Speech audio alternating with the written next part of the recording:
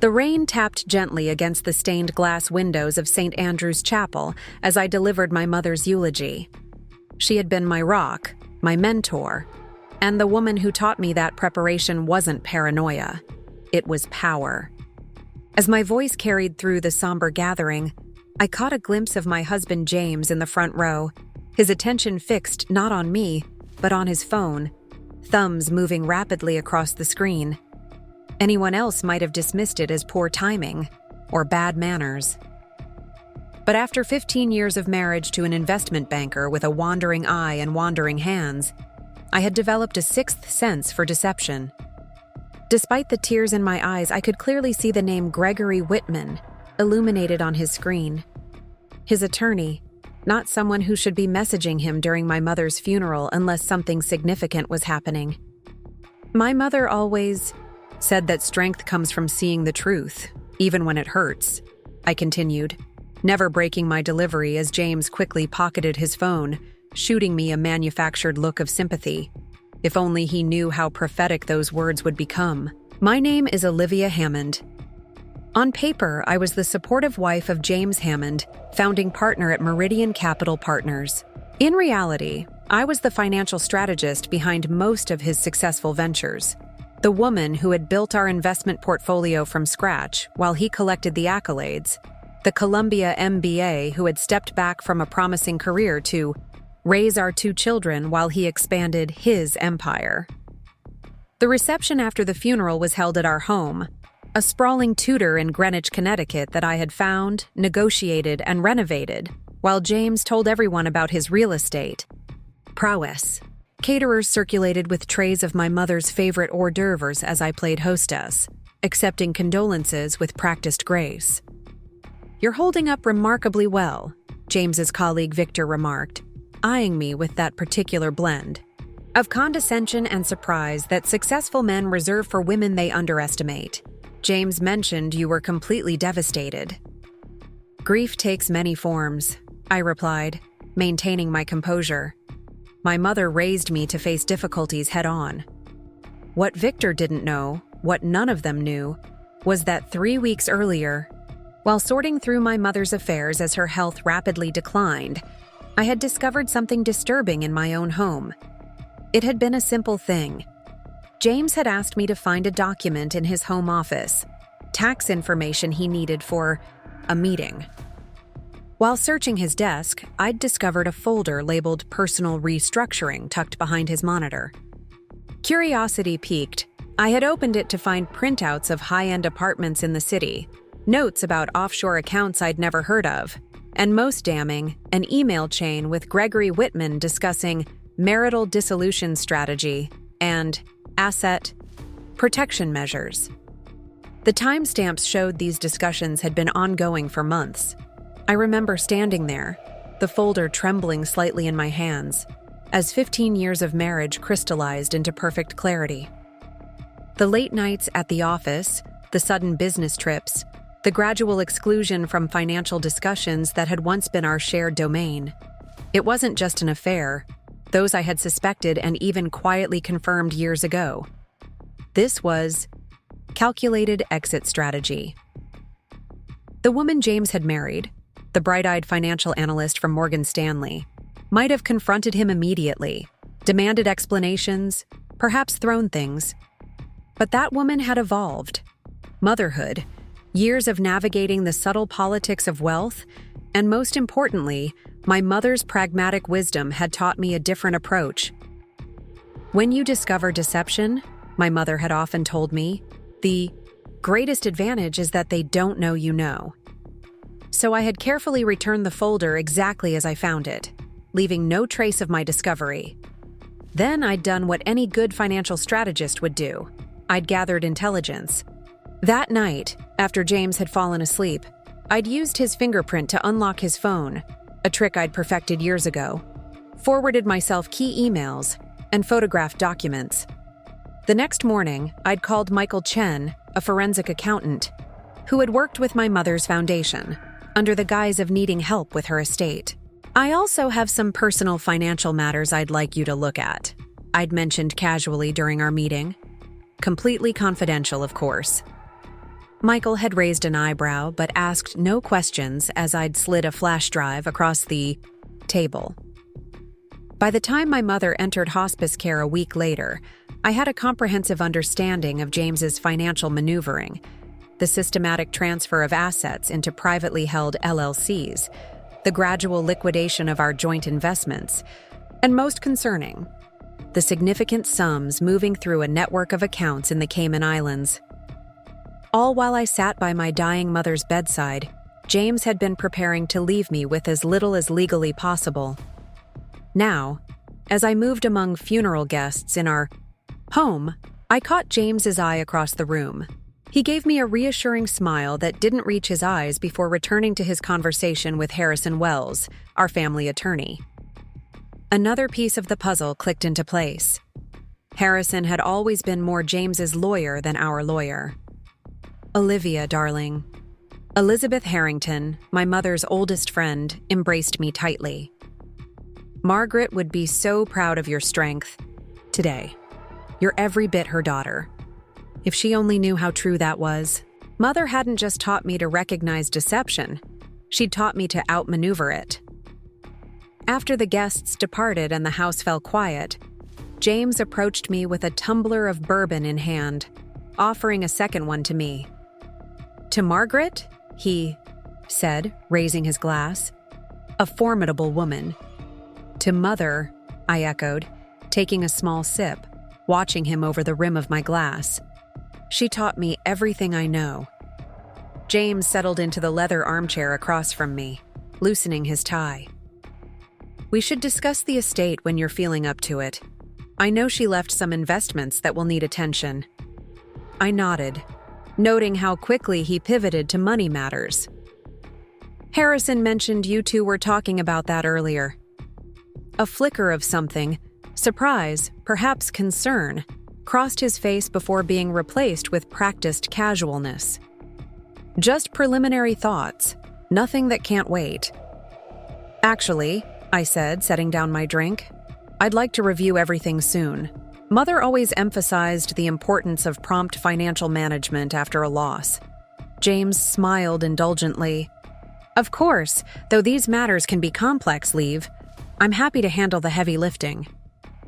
The condescension in his tone was familiar, a tone that had gradually emerged over our years together as he grew more successful and I became increasingly relegated to the role of supportive wife and mother. A tone that assumed I'd forgotten my financial training, that the woman who had once outperformed him at Morgan Stanley was now merely decorative. "That's thoughtful," I replied, matching his patronizing smile.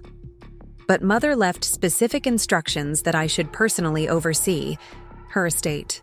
You know how traditional she was about family money remaining under family management." His smile tightened almost imperceptibly. "Of course. Let me know how I can help." As I watched him retreat to his study, I reflected on how completely he had underestimated me, how thoroughly he believed I remained ignorant of his plans. It was almost impressive, the confidence with which he planned to discard 15 years of marriage while I was at my most vulnerable. What James didn't know was that his plan had one fatal flaw.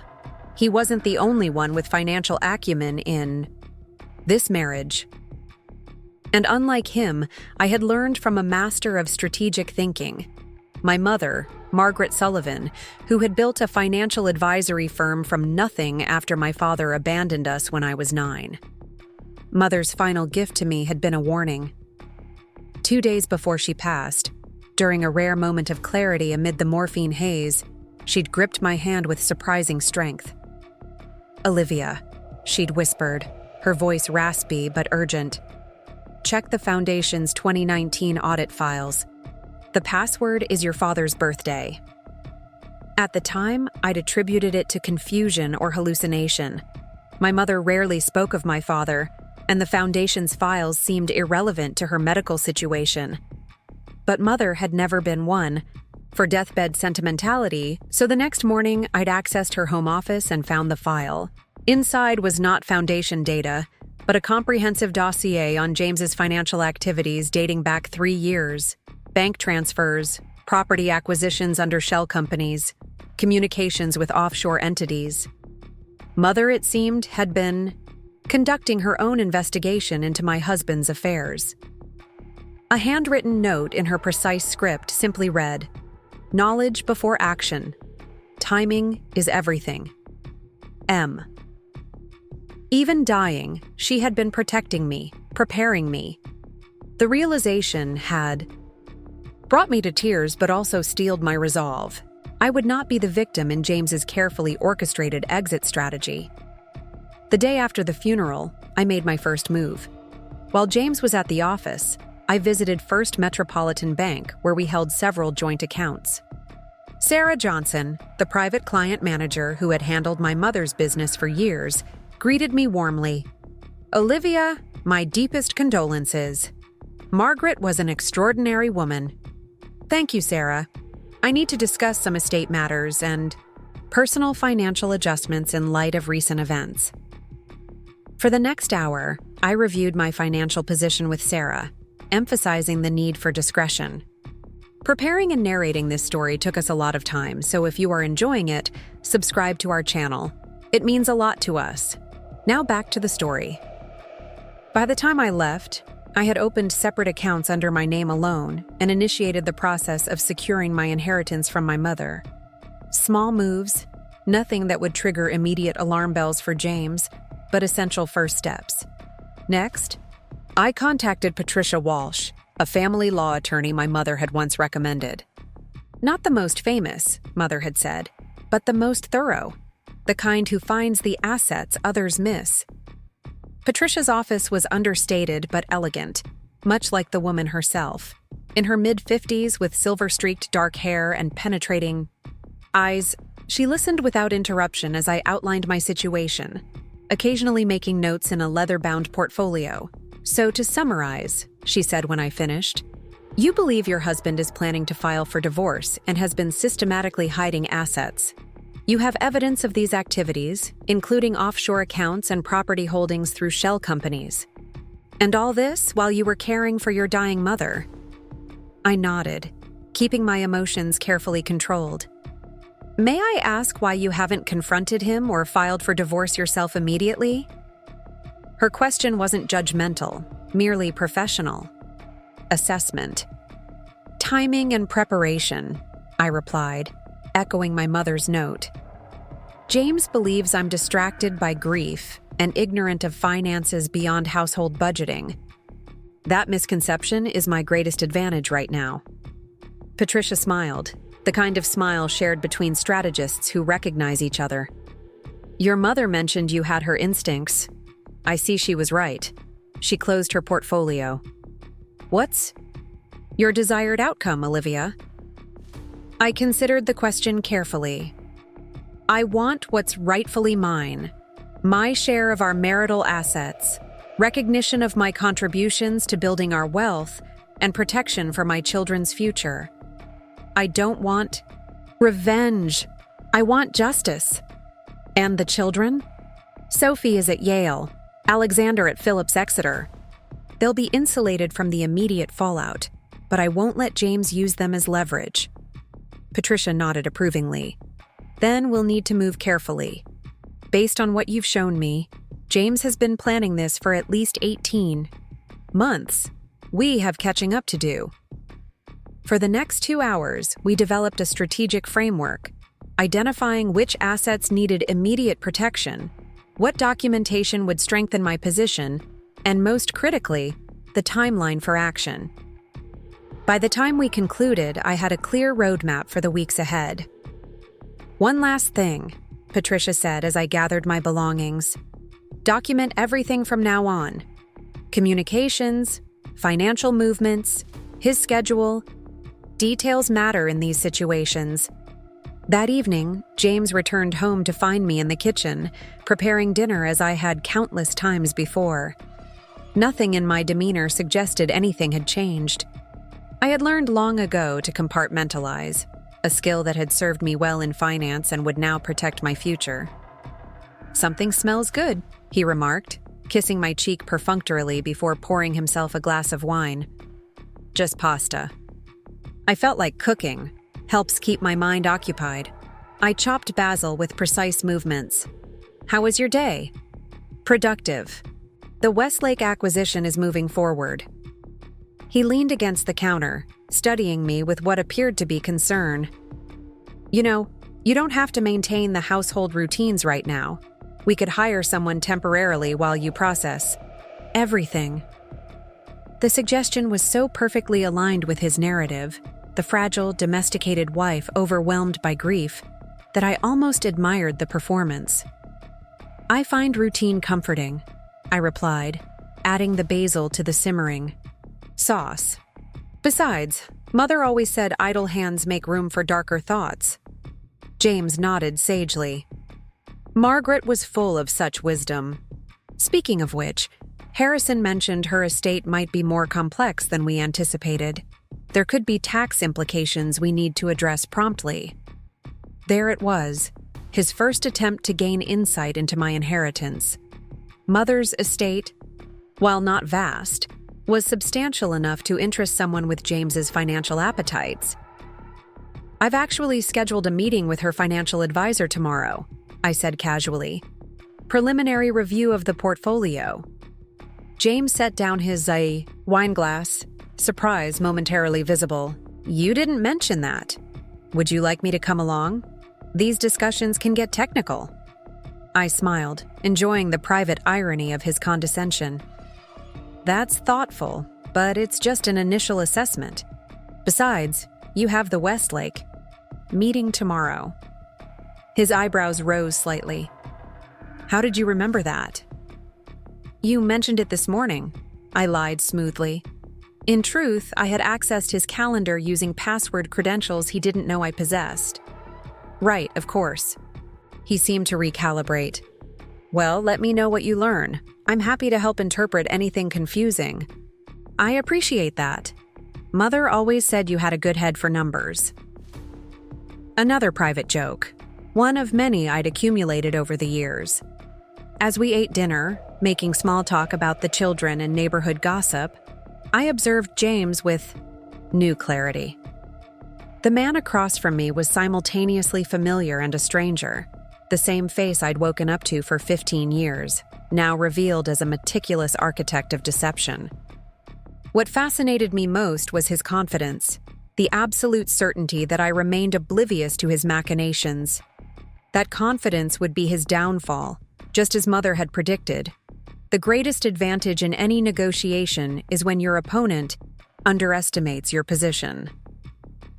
After dinner, James retreated to his study while I cleaned up, maintaining the domestic routines that reinforced his perception of me. Once finished, I poured myself a glass of wine and settled in the living room, with my laptop, ostensibly browsing social media while actually reviewing documentation Michael had prepared about James's financial movements. The pattern was clear.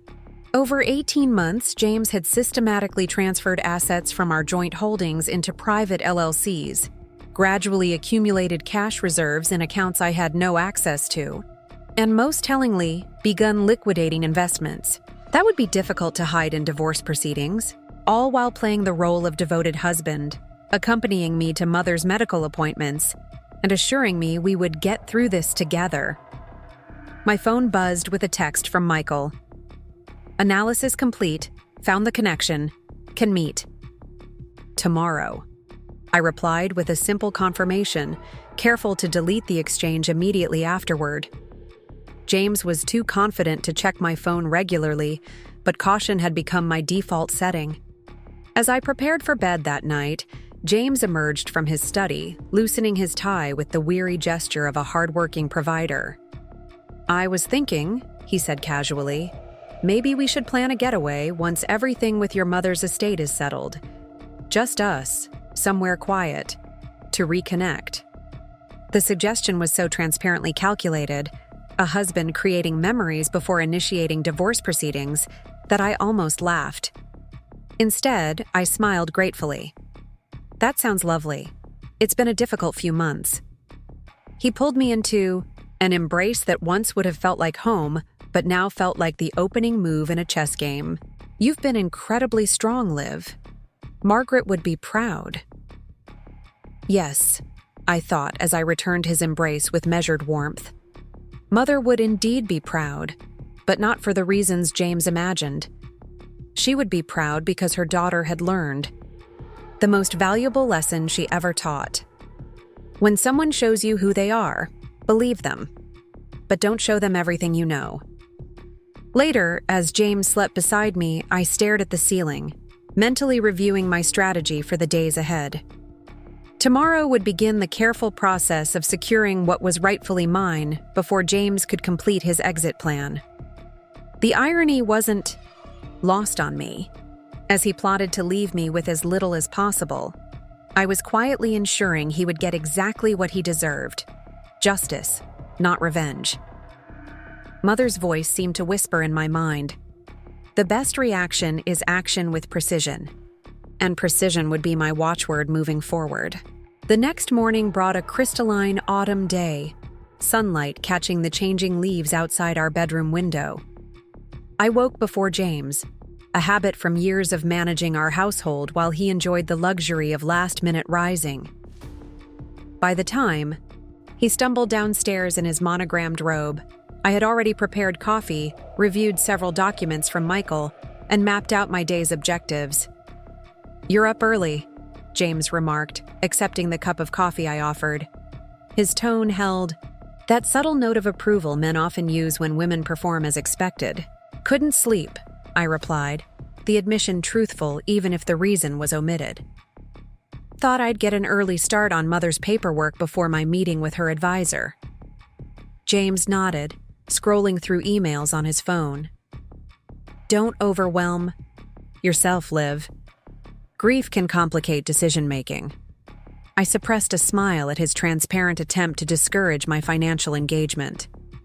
"Mother always said clarity comes from tackling problems directly." "Your mother had strong opinions," he replied, a hint of criticism lurking beneath the neutral observation. Margaret Sullivan had never fully warmed to James, her shrewd assessment seeing something in him I had been too enamored to notice during our whirlwind courtship. After James left for his office, I changed into a charcoal gray suit that I rarely wore at home, the armor of my former professional life. The woman who stared back from the mirror looked different somehow, more focused, more present than the careful construction of James's wife I had maintained for years. My first meeting was with Michael Chen at a small cafe in Darien, deliberately chosen for its distance from James's usual haunts. Michael arrived precisely on time, carrying an unassuming leather portfolio that belied the explosive information contained within. "Mrs. Hammond," he greeted me formally, though we had known each other for years through my mother's foundation. "Michael, thank you for meeting on such short notice." Once we were seated in a private corner, Michael opened his portfolio and spread several documents before me. "I've completed the analysis of the financial records you provided. The pattern is even more systematic than we initially thought." For the next hour, Michael walked me through James's meticulous financial maneuvering, the creation of 3 separate LLCs to hold assets that should have been jointly owned, systematic cash transfers to accounts in the Cayman Islands and Singapore, and most alarmingly, the recent refinancing of our primary residence with the additional equity disappearing into one of his shell companies. The Westlake acquisition he's been discussing, it doesn't exist, at least not as he's described it, Michael explained, pointing to a set of transaction records. The capital supposedly allocated for that investment has been diverted to an entity called Blue Harbor Holdings. "Which is registered to whom?"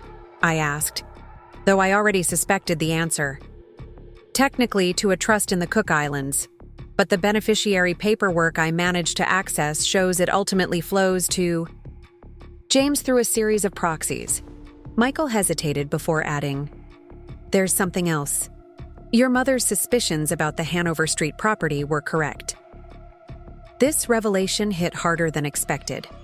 The Hanover Street commercial building had been purchased 5 years earlier, supposedly as a joint investment between James and several of his business partners. I had contributed a significant portion of my personal inheritance from my grandmother to the down payment, with James insisting the property be titled under his name alone for liability protection. The property was sold 9 months ago, Michael continued, sliding a document across the table. The proceeds never appeared in any of your joint accounts. The betrayal was breathtaking in its completeness. Not just planning for divorce, but actively liquidating assets I had helped acquire, disappearing money that was rightfully mine. For a moment, anger threatened to overwhelm my careful composure. "Are you all right, Mrs. Hammond?" Michael asked, concern evident in his voice. I took a measured breath, channeling my mother's disciplined approach to crises. "Yes, anger is a luxury I can't afford right now. What else?" Michael seemed relieved by my composure. "Your mother's financial records revealed something interesting. The loan she provided to James for the Eastbrook development, the one he claimed was forgiven after the project faltered. There's no documentation of loan forgiveness. Legally, he still owes her estate $450,000 plus accrued interest. This information was particularly valuable. The Eastbrook development had been an early financial interaction between James and my mother, his request for capital, her agreement contingent on proper documentation. He had later claimed she had verbally forgiven the loan when the project faced challenges, something I had no reason to question at the time. "Would this be enforceable?" I asked. "The loan documents are ironclad. Your mother was nothing if not thorough in protecting her interests, and by extension, yours." Michael allowed himself a small smile. "She never trusted him, did she?" "Mother believed actions revealed character more truthfully than words," I replied. "She saw patterns in James's financial behavior long before I was willing to acknowledge them." As our meeting concluded, Michael provided me with a secure flash drive containing all his findings, documentation that would prove essential in the confrontation to come. "Your attorney will need all of this. And Mrs. Hammond, be careful. Men like your husband don't respond well to discovering they've been outmaneuvered."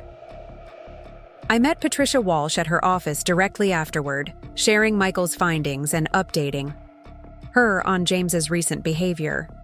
"He's accelerating his timeline," Patricia observed, reviewing the documents. "The activity in the offshore accounts has increased significantly in the past week. The funeral may have been a trigger point." "He thinks I'm distracted by grief," I said, "which gives us an opening." Patricia outlined our counter-strategy, a carefully orchestrated series of legal and financial moves designed to secure my interests before James could complete his plan. "The key is timing. We need to file specific motions precisely when they'll be most effective, not necessarily as soon as possible." "What's our first move?" I asked.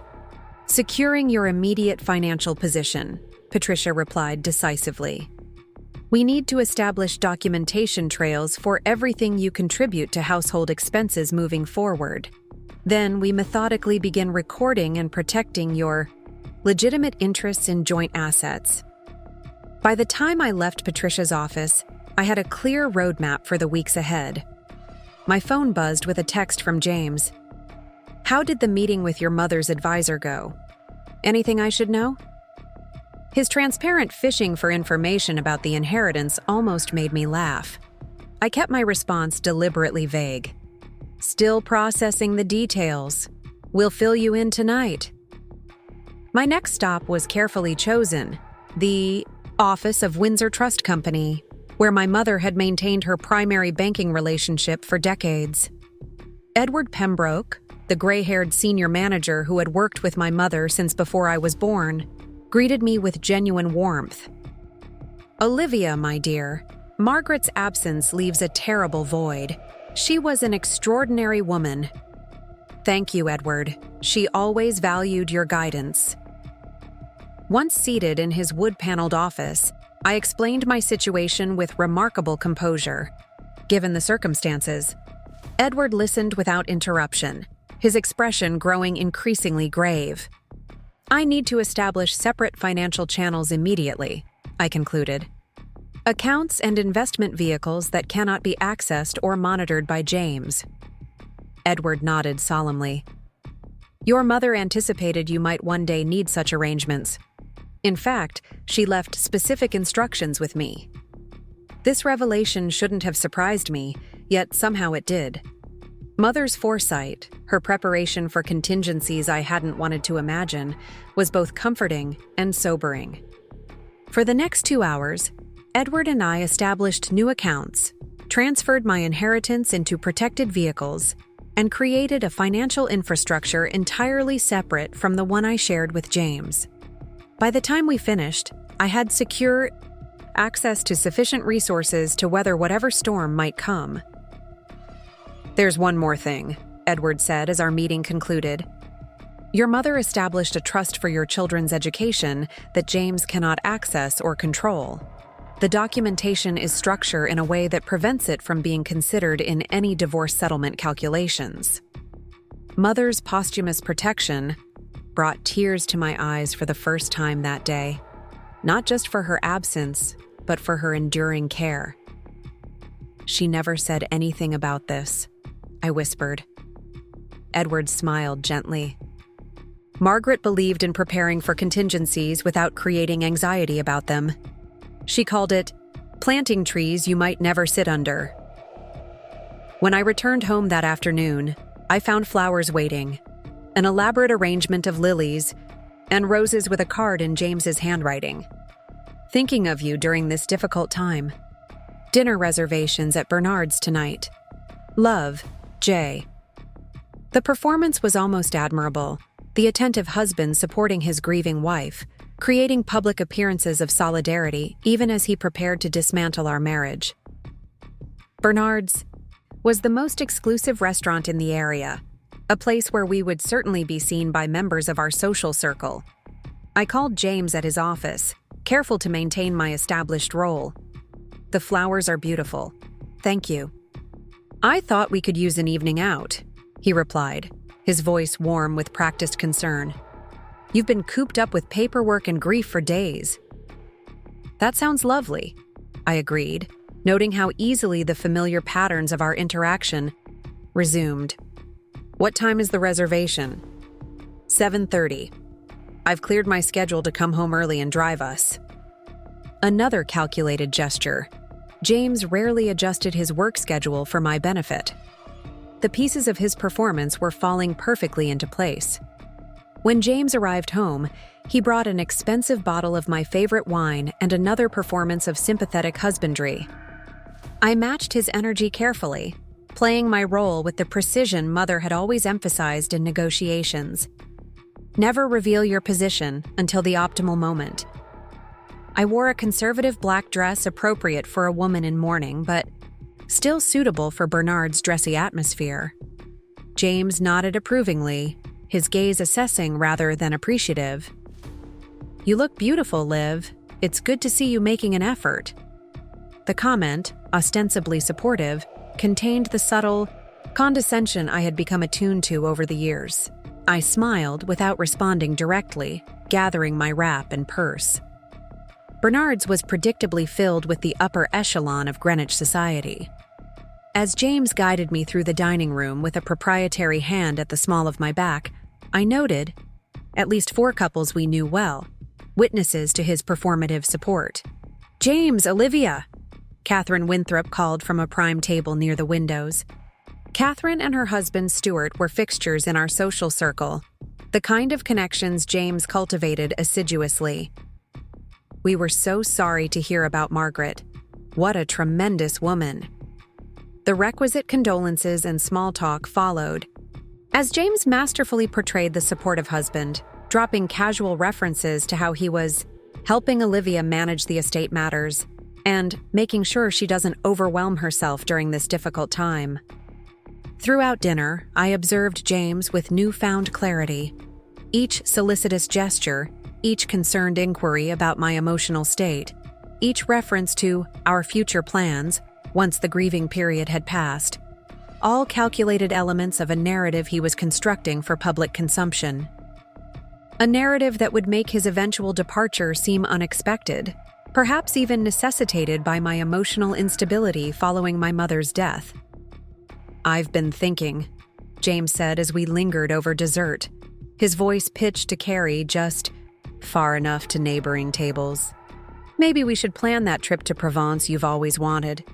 After the estate is settled, of course. A fresh start might be good for both of us.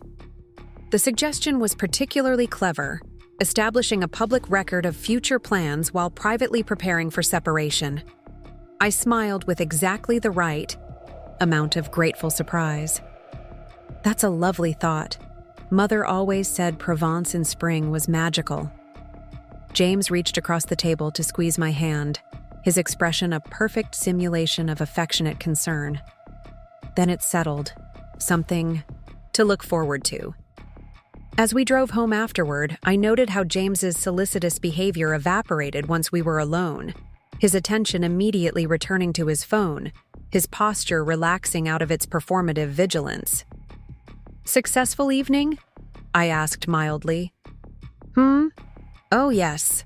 Always good to connect with the Winthrops.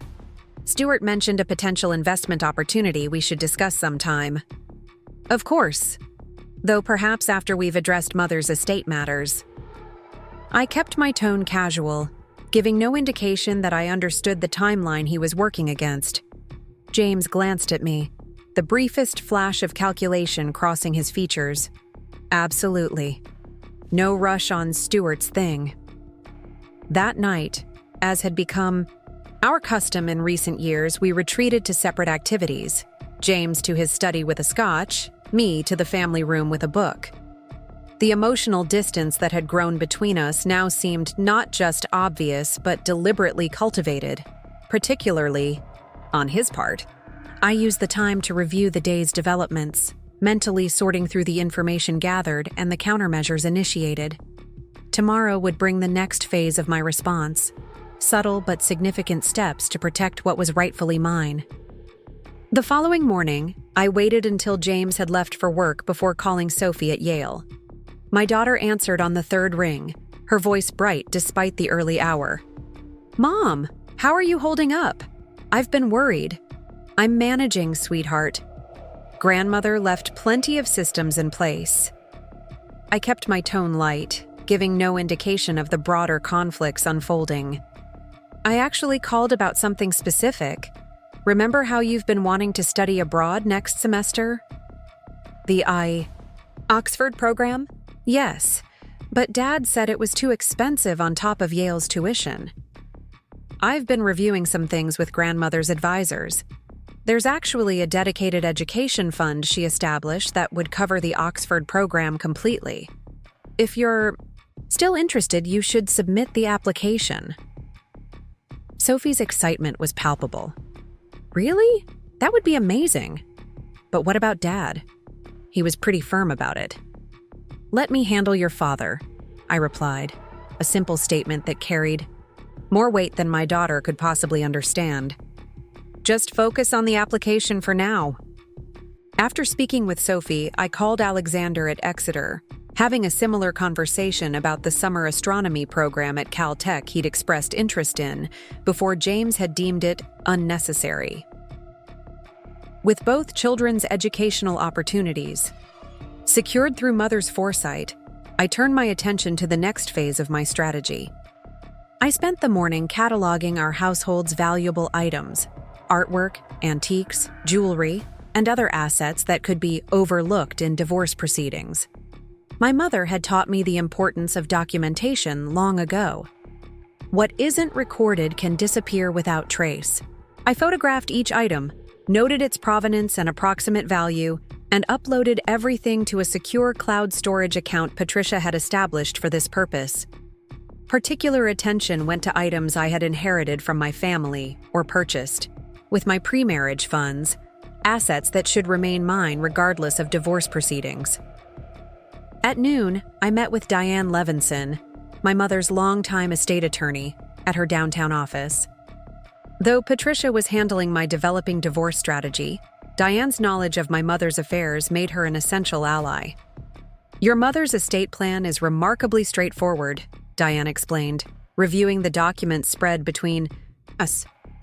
"The majority passes directly to you as sole beneficiary, with specific bequests to the foundation and your children." James has been asking about tax implications, I noted. Diane's expression remained professionally neutral, but her eyes sharpened. Has he indeed? Interesting, given that the estate has no tax liability due to your mother's careful planning. He's also mentioned potential complications with the investment portfolio. The only complication, Diane replied carefully, would be if someone were attempting to access assets they have no legal right to. She placed a document before me. Your mother anticipated potential interest from James and her estate. This letter of instruction to me is quite specific about ensuring her assets remain under your sole control. Reading Mother's precise instructions, I felt a renewed surge of gratitude for her protection. She had created an airtight estate plan that explicitly prevented James from exercising any control over my inheritance, a significant obstacle to his financial strategy. As Diane and I concluded our meeting, she placed a hand over mine.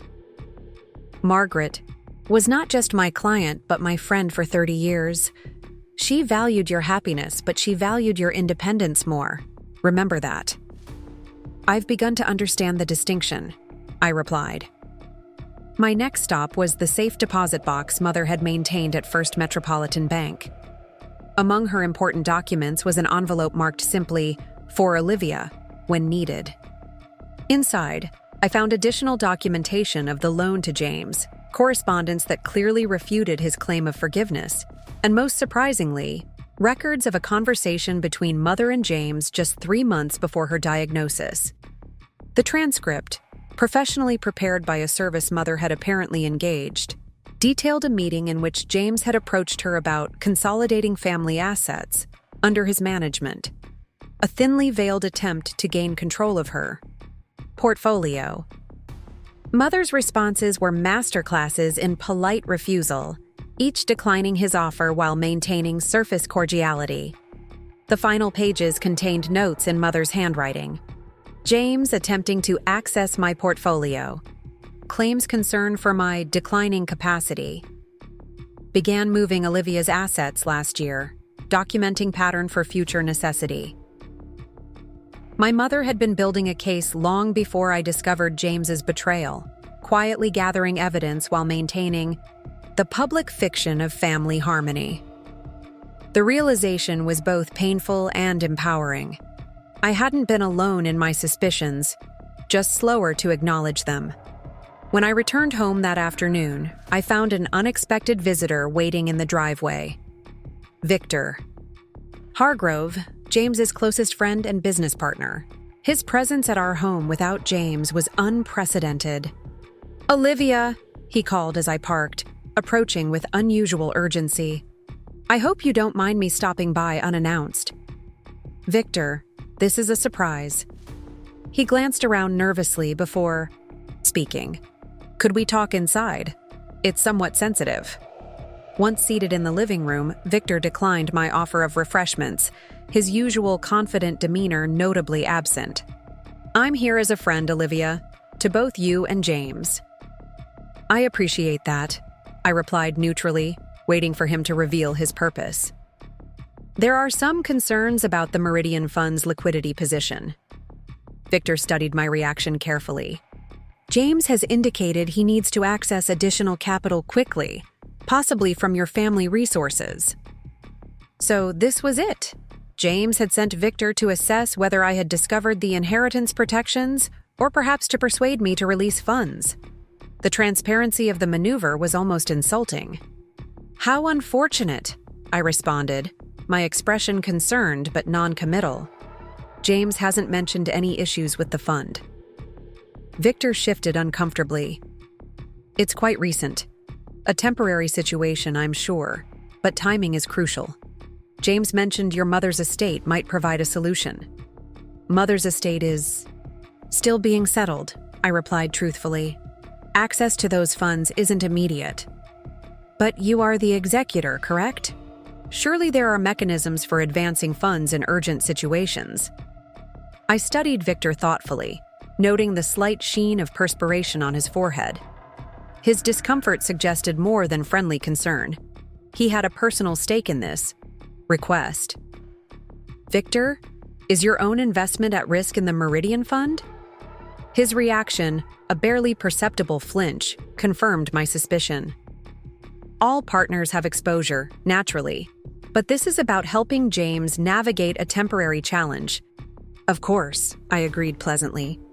I'll certainly discuss it with James this evening, though I'm somewhat confused why he wouldn't approach me directly about such an urgent matter.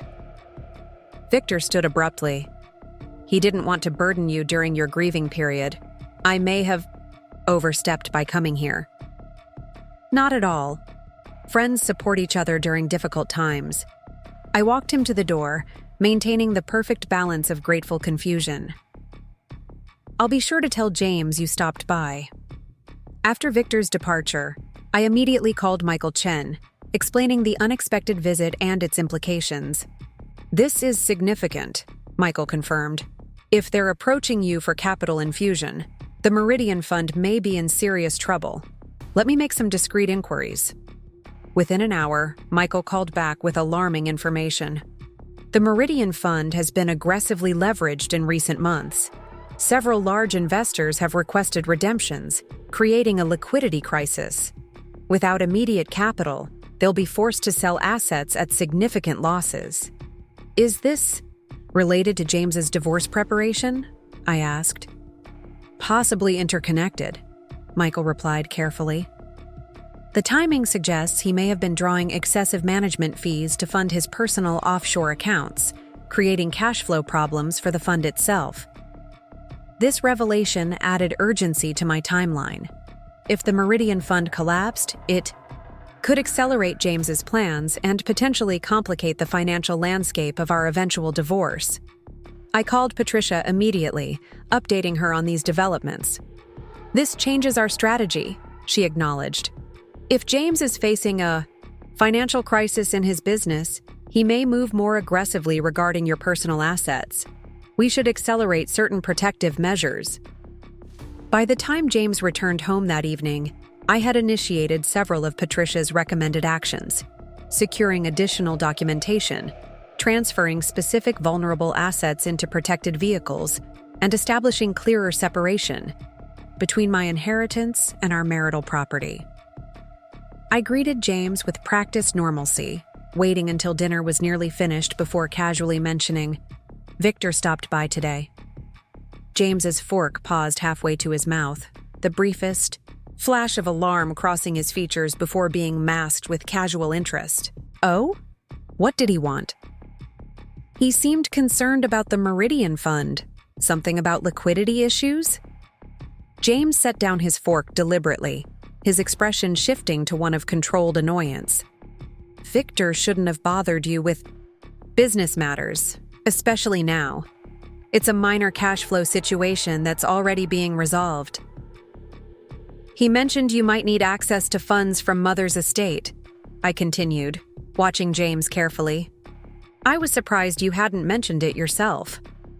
It was just one of several options we discussed, James replied smoothly. Nothing worth troubling you with, particularly given everything you're dealing with right now. The practiced concern, the careful positioning of himself as protecting me from unnecessary worry. It was a performance I had once found endearing, but now recognized as manipulation. Well, I've been reviewing Mother's estate documents with Diane, I said, maintaining an innocent tone. The inheritance structure is quite specific. There might be limitations on how quickly funds could be accessed, even if we wanted to. AI. Flicker of frustration crossed James's face before disappearing. As I said, it's not critical. Victor was overreacting. How are you feeling today? Better, I hope? The deflection was skillful, redirecting the conversation to my emotional state, positioning himself as the concerned husband rather than a financial strategist facing a crisis. Much better, thank you. Focusing on Mother's affairs has been therapeutic in a way. She left everything so meticulously organized. That sounds like Margaret, James replied with a smile that didn't reach his eyes. Always in control down to the last detail. She certainly was, I agreed, allowing a Genuine smile. Even more than I realized. That night, as James made business calls behind the closed door of his study, I sent a secure email to Patricia updating her on our conversation and its implications. Her response was immediate and decisive. Time to implement Phase 2. Meeting. Tomorrow at 10 a.m. Phase 2 would move us from protective measures to strategic positioning, preparing not just to defend my interests, but to actively counter James's carefully constructed exit strategy. For the first time since discovering his betrayal, I felt not just prepared, but empowered. Mother's voice seemed to echo in my mind. In chess and in life, the player who anticipates 3 moves ahead usually wins. James had been playing checkers, making obvious moves toward his desired outcome. I had been quietly playing chess, positioning pieces he couldn't even see. Tomorrow would bring the next critical moves in our unspoken match, a game James didn't yet realize we were playing. The thought brought not vindictive pleasure, but calm resolution. This wasn't about punishing James for his betrayal, but about ensuring that his carefully orchestrated plans didn't leave me vulnerable. As I prepared for bed, I noticed James watching me with an odd expression, something between calculation and confusion. Perhaps he was beginning to sense the subtle shift in my demeanor, the quiet confidence that had replaced grief-stricken distraction. "Is everything all right?" he asked, his tone carefully calibrated between concern and casual inquiry. "Yes," I replied simply. "I think things are finally becoming clear." James nodded as though he understood, having no idea how truthful my statement actually was. Tomorrow would bring us one step closer to the inevitable confrontation, a reckoning he had orchestrated but whose outcome he could not possibly anticipate. Morning arrived with a gentle rain tapping against the windows, a fitting backdrop for the next phase of my counter-strategy. I woke early, reviewing the secure messages from Patricia while James still slept. Her instructions were precise. Begin. Documenting everything. Establish independent credit immediately. Secure personal documents. Meeting confirmed for 10 a.m. I dressed carefully, selecting an outfit that projected polished competence rather than the casual comfort James had grown accustomed to seeing me in at home. By the time he came downstairs, I was already finishing my coffee and gathering my belongings. "You're up and about early," he remarked, his tone suggesting mild surprise. "Another meeting with the estate attorneys?" "Various appointments," I replied vaguely. "Mother's affairs require attention on multiple fronts." James poured himself coffee, studying me over the rim of his cup. "You look professional today." "Diane suggested I meet with Mother's foundation board," I improvised smoothly. "They're planning a memorial initiative." "I see." His expression suggested he found this perfectly plausible. "Will you be home for dinner? I was thinking we might try that new Japanese place in town." Another public appearance, I noted mentally. Another performance of marital solidarity. "That sounds lovely. Should I meet you there?" "I can pick you up from home," James countered, a subtle but clear attempt to track my movements. "Say 7 o'clock?" "Perfect," I agreed, gathering my purse and car keys. As I leaned in to offer the customary goodbye kiss, I noticed a slight tension in his posture, the barest hesitation before he returned the gesture. My first stop was Greenwich Federal Credit Union, an institution where neither James nor I had previous accounts. Patricia had emphasized the importance of establishing financial resources completely separate from our existing banking relationships, where James might have cultivated connections or monitoring capabilities. The account manager, a no-nonsense woman named Brenda Houlihan, efficiently processed the paperwork for my new accounts, credit card, and safety deposit box. "Will your husband be added to these accounts, Mrs. Hammond?" she asked, following standard protocol. "No, these are individual accounts related to my family's estate," I replied with practiced ease. The explanation was truthful, if not complete, a tactic Mother had always advocated in delicate negotiations. From there, I drove to Patricia's office, arriving precisely at 10 a.m. to find not just Patricia waiting, but also Michael Chen and a third person I didn't recognize. A sharp-featured woman in her 40s with penetrating eyes and an air of quiet competence. "Olivia, this is Diana Summers," Patricia introduced us. "She's a forensic financial investigator who specializes in high-net-worth divorce cases." Diana's handshake was firm, her assessment direct. "Mrs. Hammond, I've reviewed the preliminary documentation. Your husband has been systematic, but not as clever as he thinks." The meeting that followed was comprehensive and occasionally disturbing. Diana walked us through her initial findings, which expanded significantly on what Michael had already uncovered. "The Meridian Fund's difficulties aren't just about poor investment decisions," Diana explained, displaying a complex flowchart on her tablet. "There's a pattern of fund assets being used as collateral for personal loans, management fees being drawn at irregular and excessive intervals, and suspicious transactions with offshore entities." "Is it fraud?" I asked bluntly. "Fraud is a legal determination," Diana replied carefully. "What I can say with certainty is that there are numerous regulatory violations and clear breaches of fiduciary duty to other investors." Patricia leaned forward, which gives us significant leverage in negotiation. "The information you've gathered could be devastating not just to James financially, but professionally and potentially criminally. I processed this information carefully. I don't want to destroy him, Patricia. I just want what's rightfully mine. Understanding your maximum leverage doesn't mean you have to use all of it," Patricia replied. "But knowing the full extent of his vulnerability ensures you negotiate from a position of strength." For the next 2 hours, we outlined a comprehensive strategy, documenting assets, securing evidence of James's financial maneuvers, establishing clear timelines of his actions, and identifying the most vulnerable aspects of his position. "The key is timing," Patricia emphasized. "We need to be fully prepared before making any overt moves. Once James realizes you're aware of his plans, events will accelerate quickly." "How much time do we need?" I asked. 2 weeks minimum, Diana responded.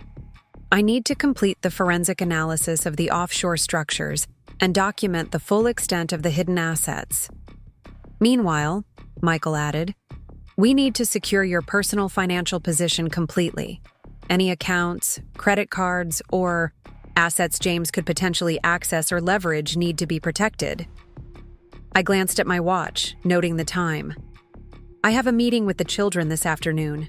They're coming home for the weekend." Patricia nodded approvingly. "That's important.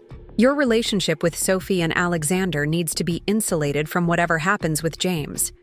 Has he been using them as part of his narrative?" "Increasingly," I acknowledged. "References to family decisions and what's best for the children, despite the fact that they're both practically adults now."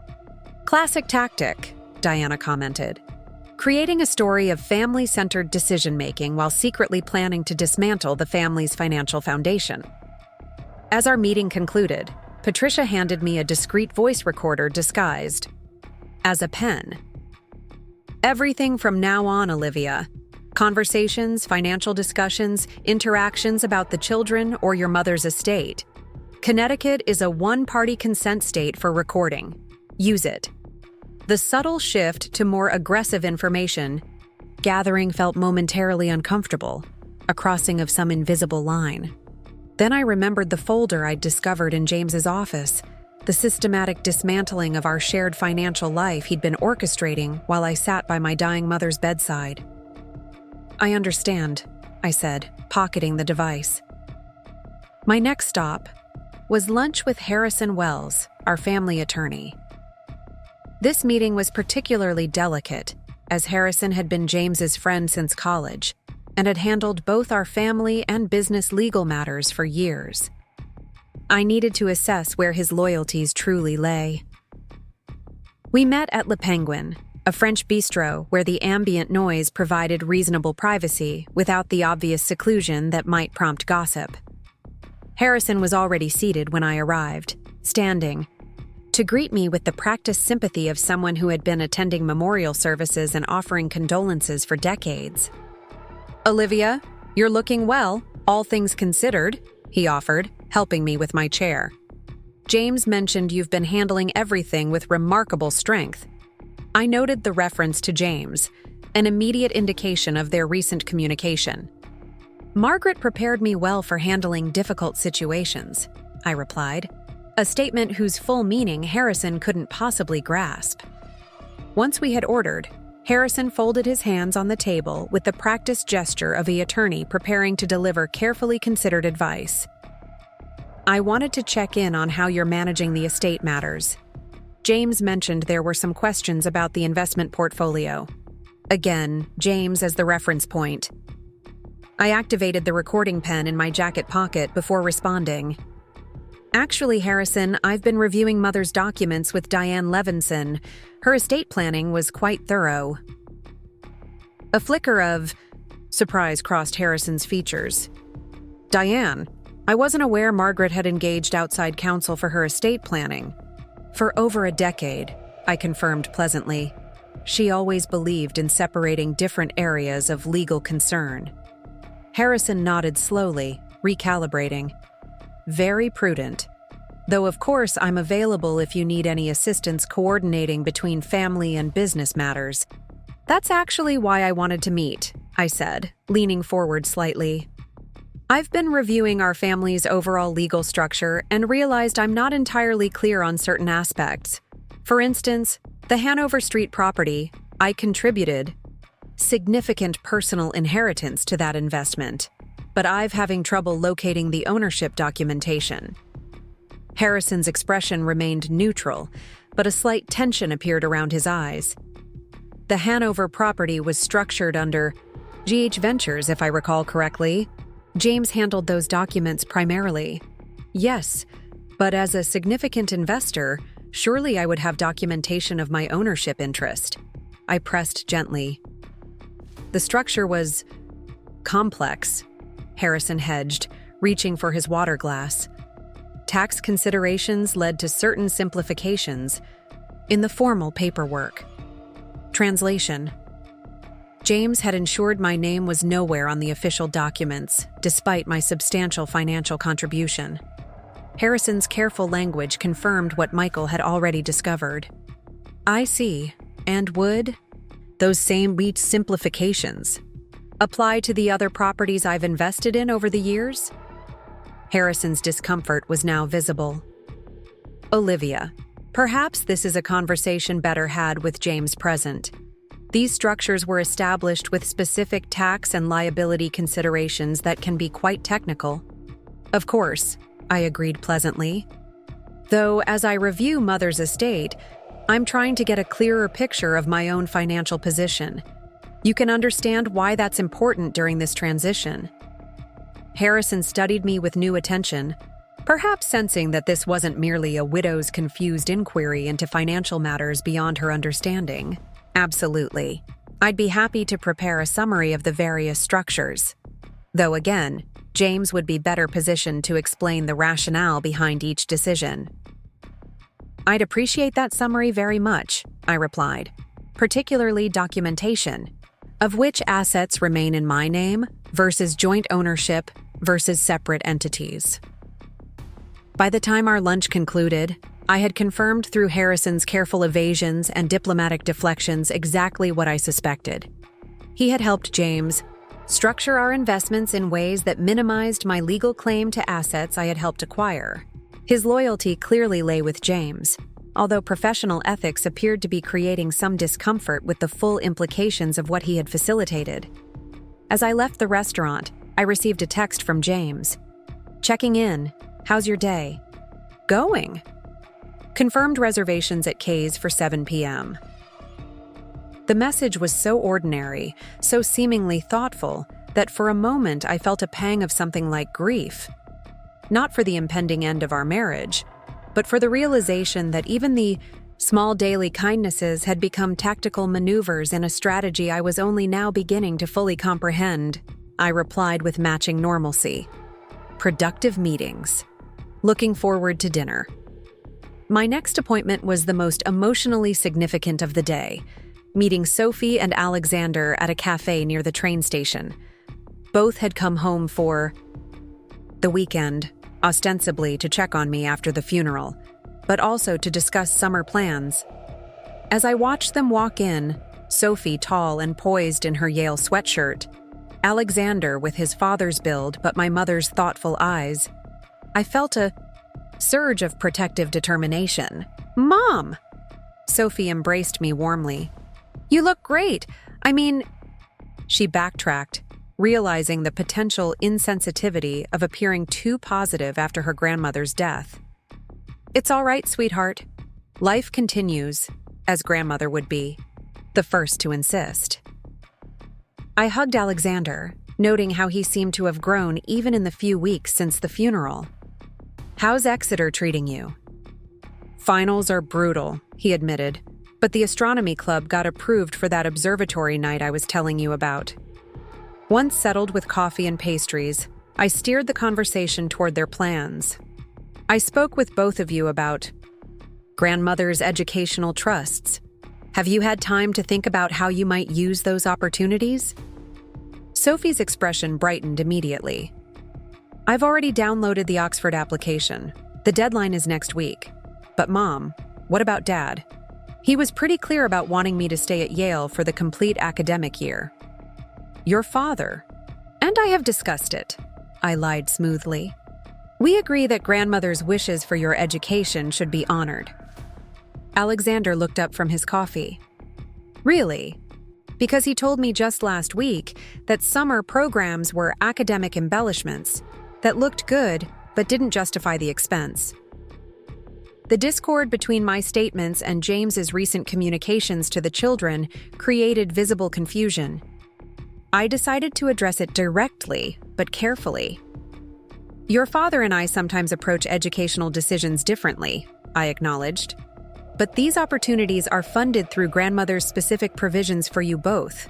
They're separate from our regular family financial discussions." "Is everything okay between you and Dad?" Sophie asked perceptively. "He's been calling me more often than usual, asking about my schedule and even about grandmother's funeral. He's never been that interested in emotional stuff before." The question created a delicate balance. I needed to prepare my children for changes without alarming them prematurely or placing them in the middle of adult conflicts. "Your father and I are adjusting to different phases of life," I replied truthfully, if incompletely. "His business has been demanding, and grandmother's passing has naturally caused me to reevaluate certain priorities." Alexander, always the more emotionally intuitive despite his quieter demeanor, studied me carefully. "You seem different, Mom.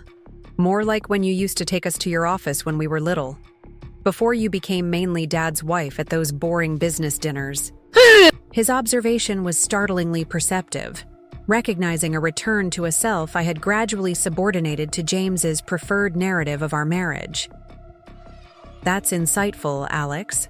Sometimes loss helps clarify what matters most to us." For the remainder of our meeting, I carefully balanced between normal maternal discussions and subtle preparation for changes ahead. I assured them both that regardless of any adjustments in family dynamics, their relationship with both parents and their educational opportunities would remain secured. As we said goodbye with plans to meet for breakfast before they returned to school, Sophie held me a moment longer than usual. "You're going to be okay, aren't you, Mom?" "More than okay," I promised, meaning it completely. "I'm becoming clearer about many things."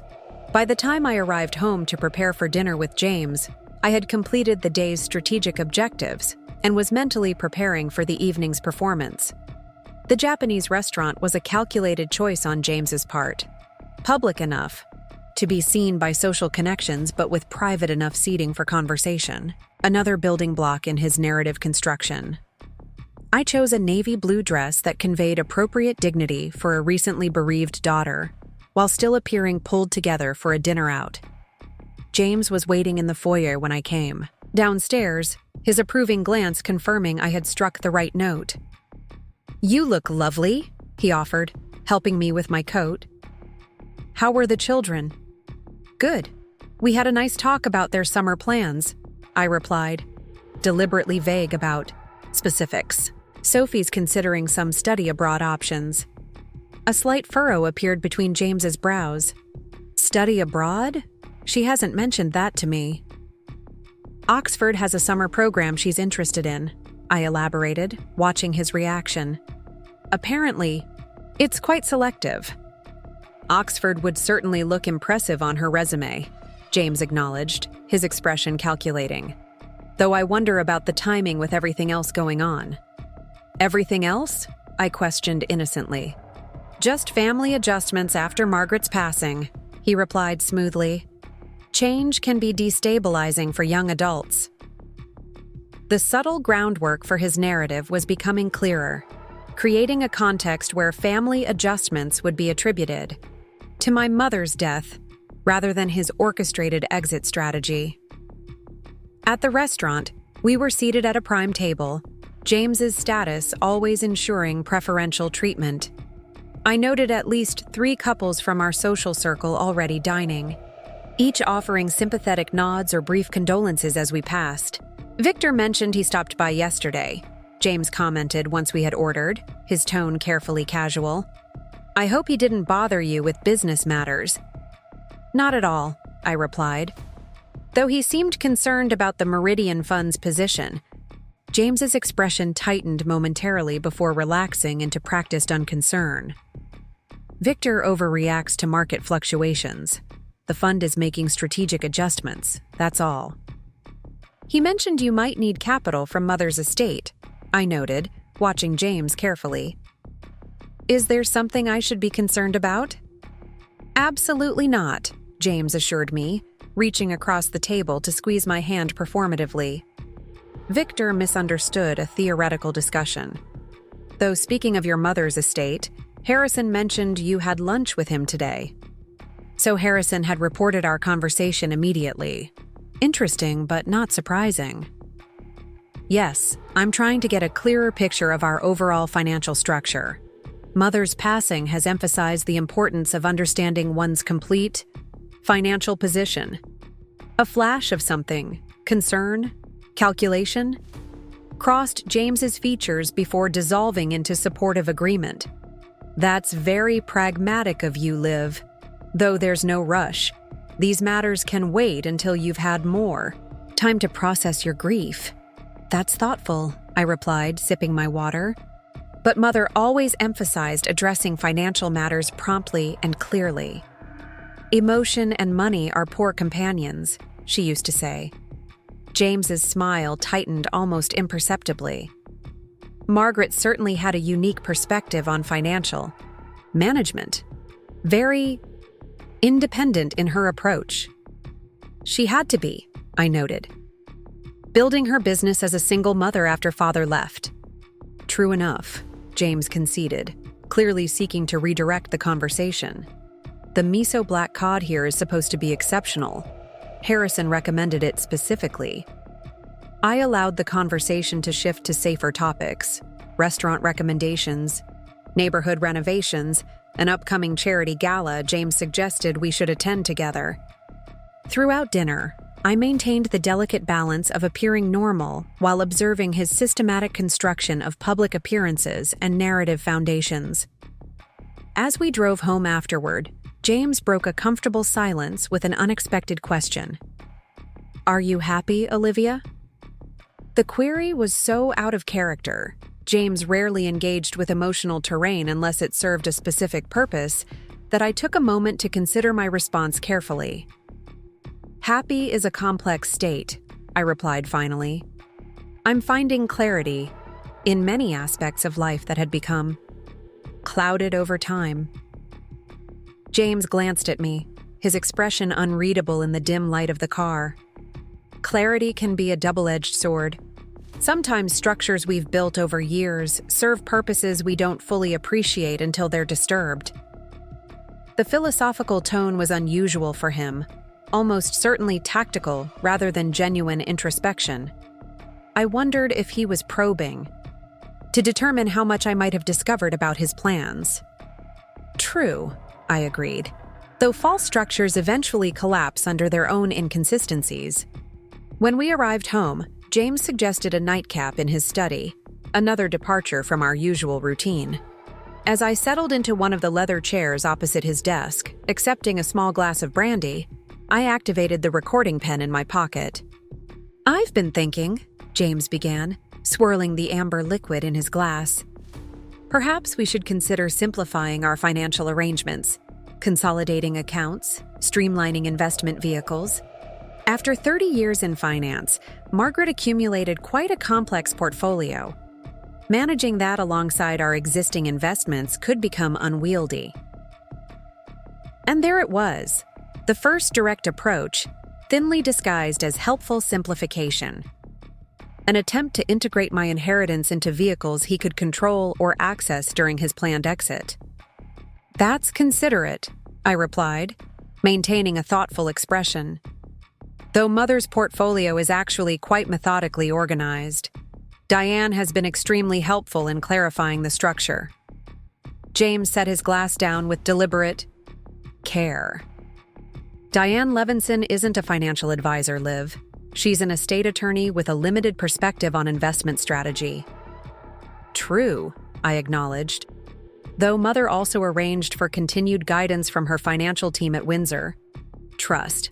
Edward Pembroke has been particularly helpful. The mention of Windsor Trust, one of the most conservative and client-protective financial institutions in Connecticut, caused a noticeable shift in James's demeanor. Edward Pembroke's reputation for rigid adherence to client directives and impeccable ethical standards was well established.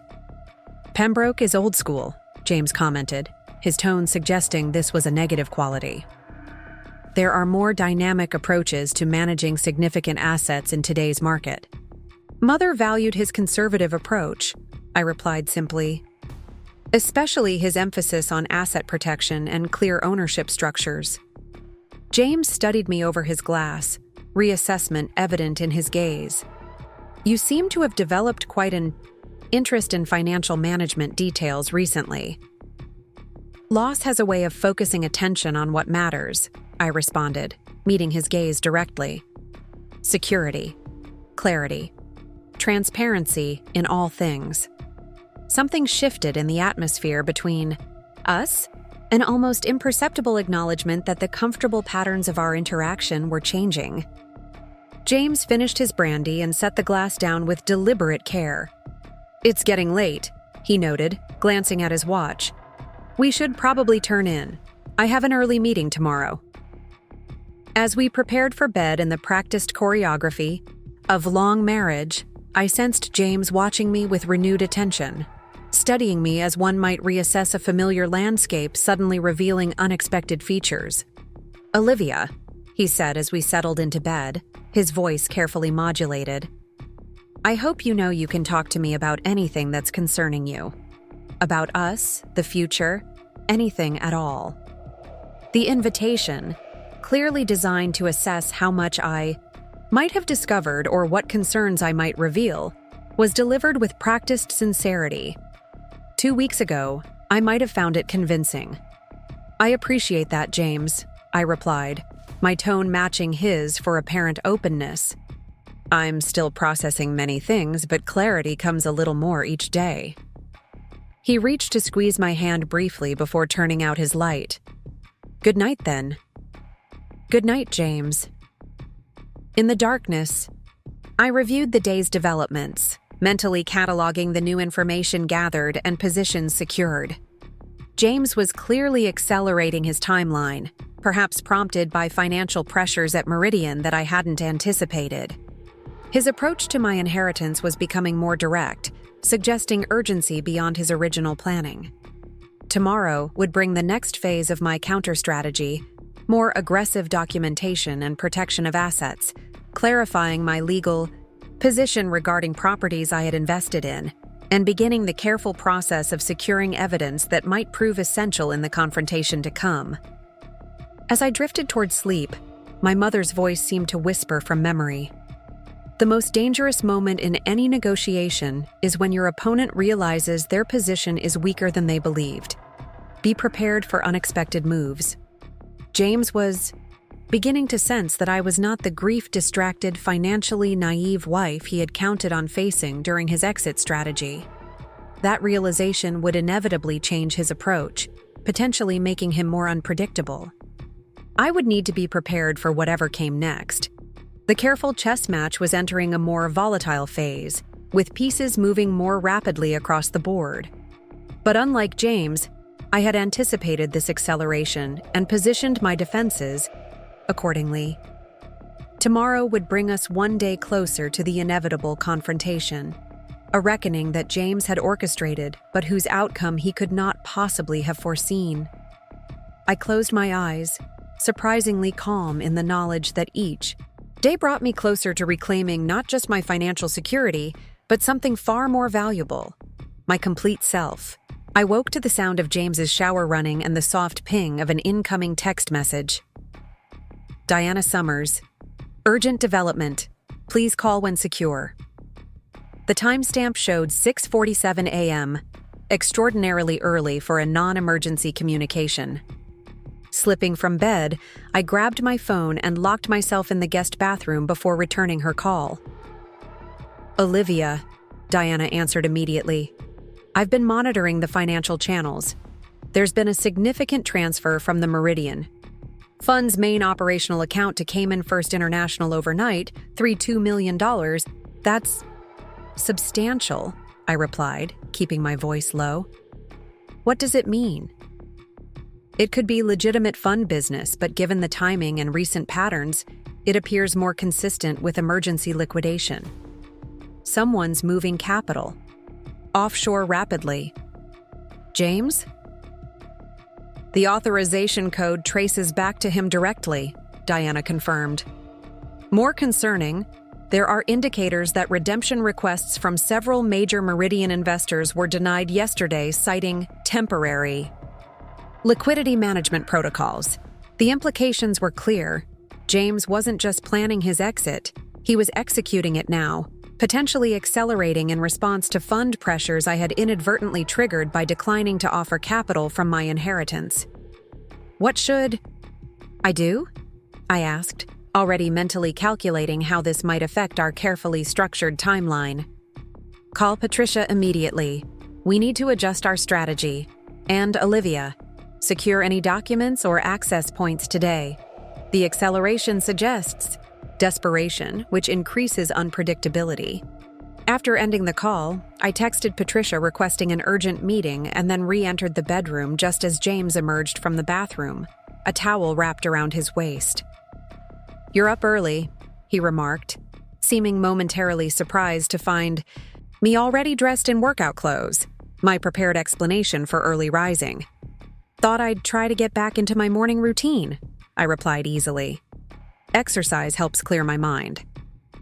James nodded approvingly while selecting a suit from his closet, charcoal gray with subtle pinstripes, his power uniform for important meetings. Good idea. Structure is important during difficult transitions. The irony of his statement wasn't lost on me.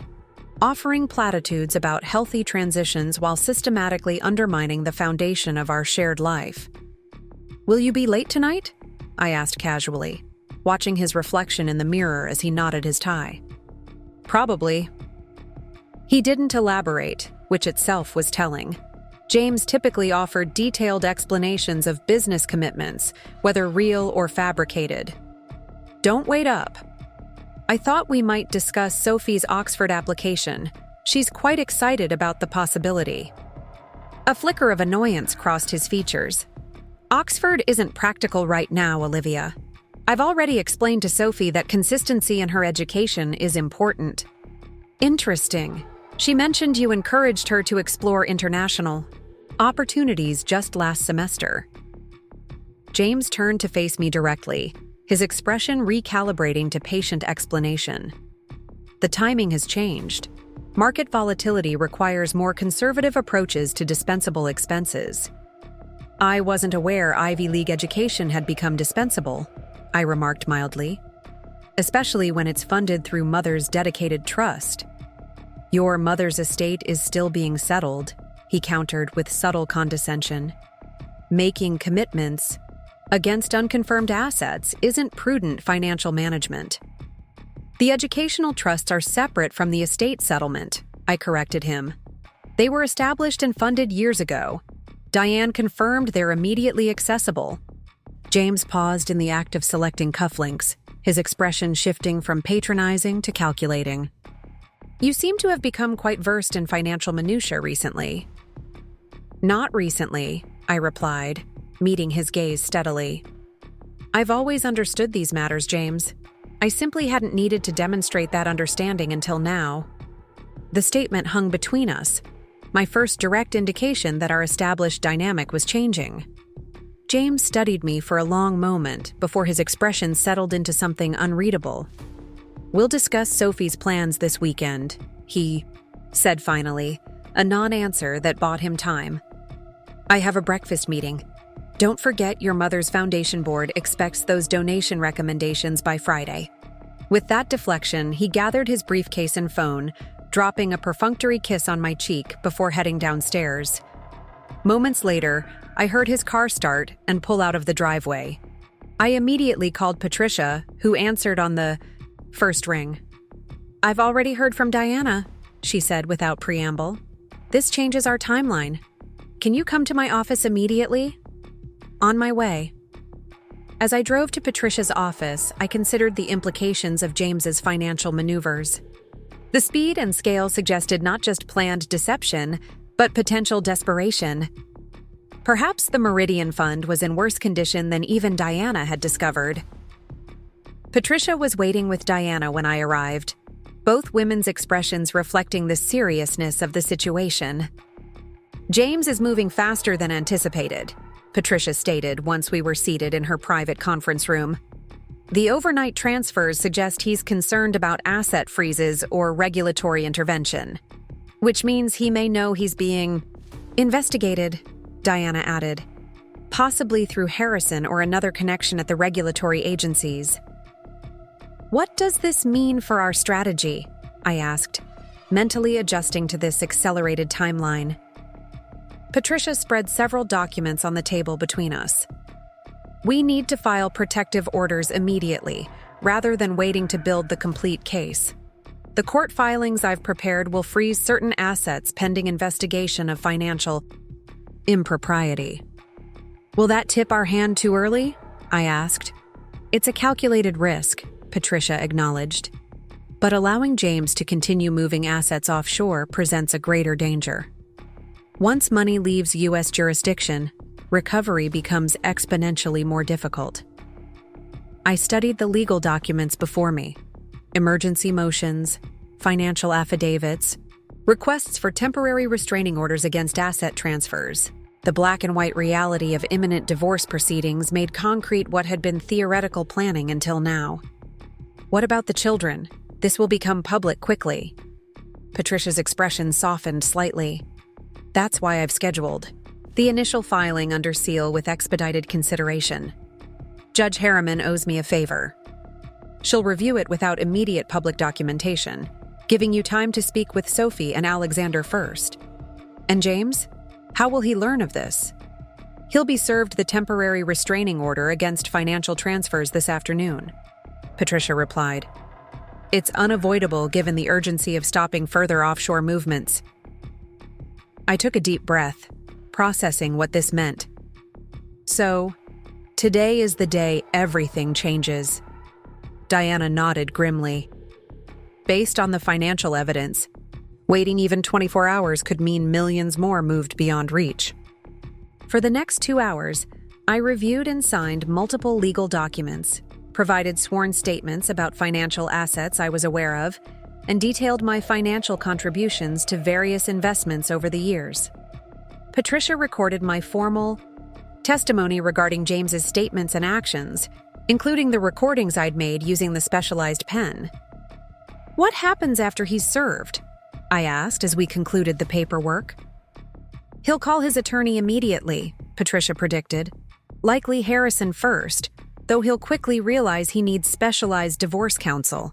Then he'll try to contact you, probably beginning with concerned confusion, then shifting to anger or possibly bargaining." "Where should I be when this happens?" "Not at home," Patricia advised firmly. "Once he's served, don't return to the house unaccompanied. We don't anticipate physical danger, but emotional volatility is guaranteed." "I'll book you a suite at the Delamar," Diana suggested.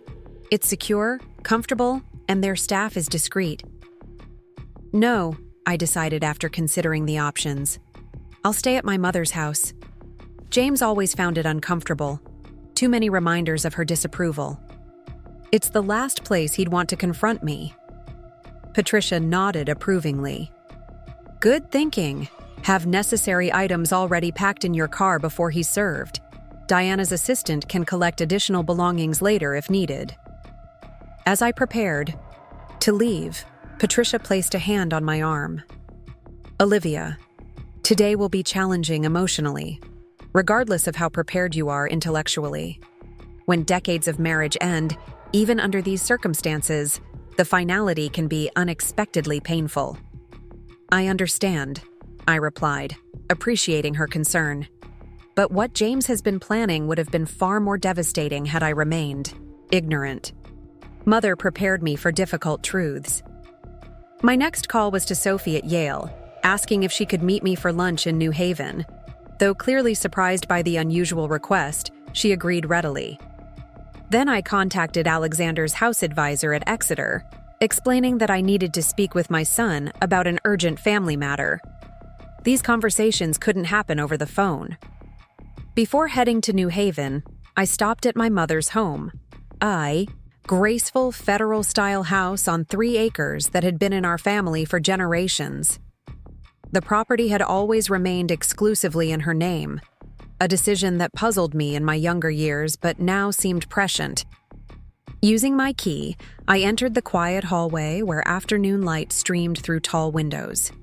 Nothing had been disturbed since the days after the funeral when I'd collected personal items. Mother's presence seemed to linger in the carefully chosen furnishings, the bookshelves lined with financial and historical volumes, the garden visible through French doors where she had taught me to identify plants and cultivate patience.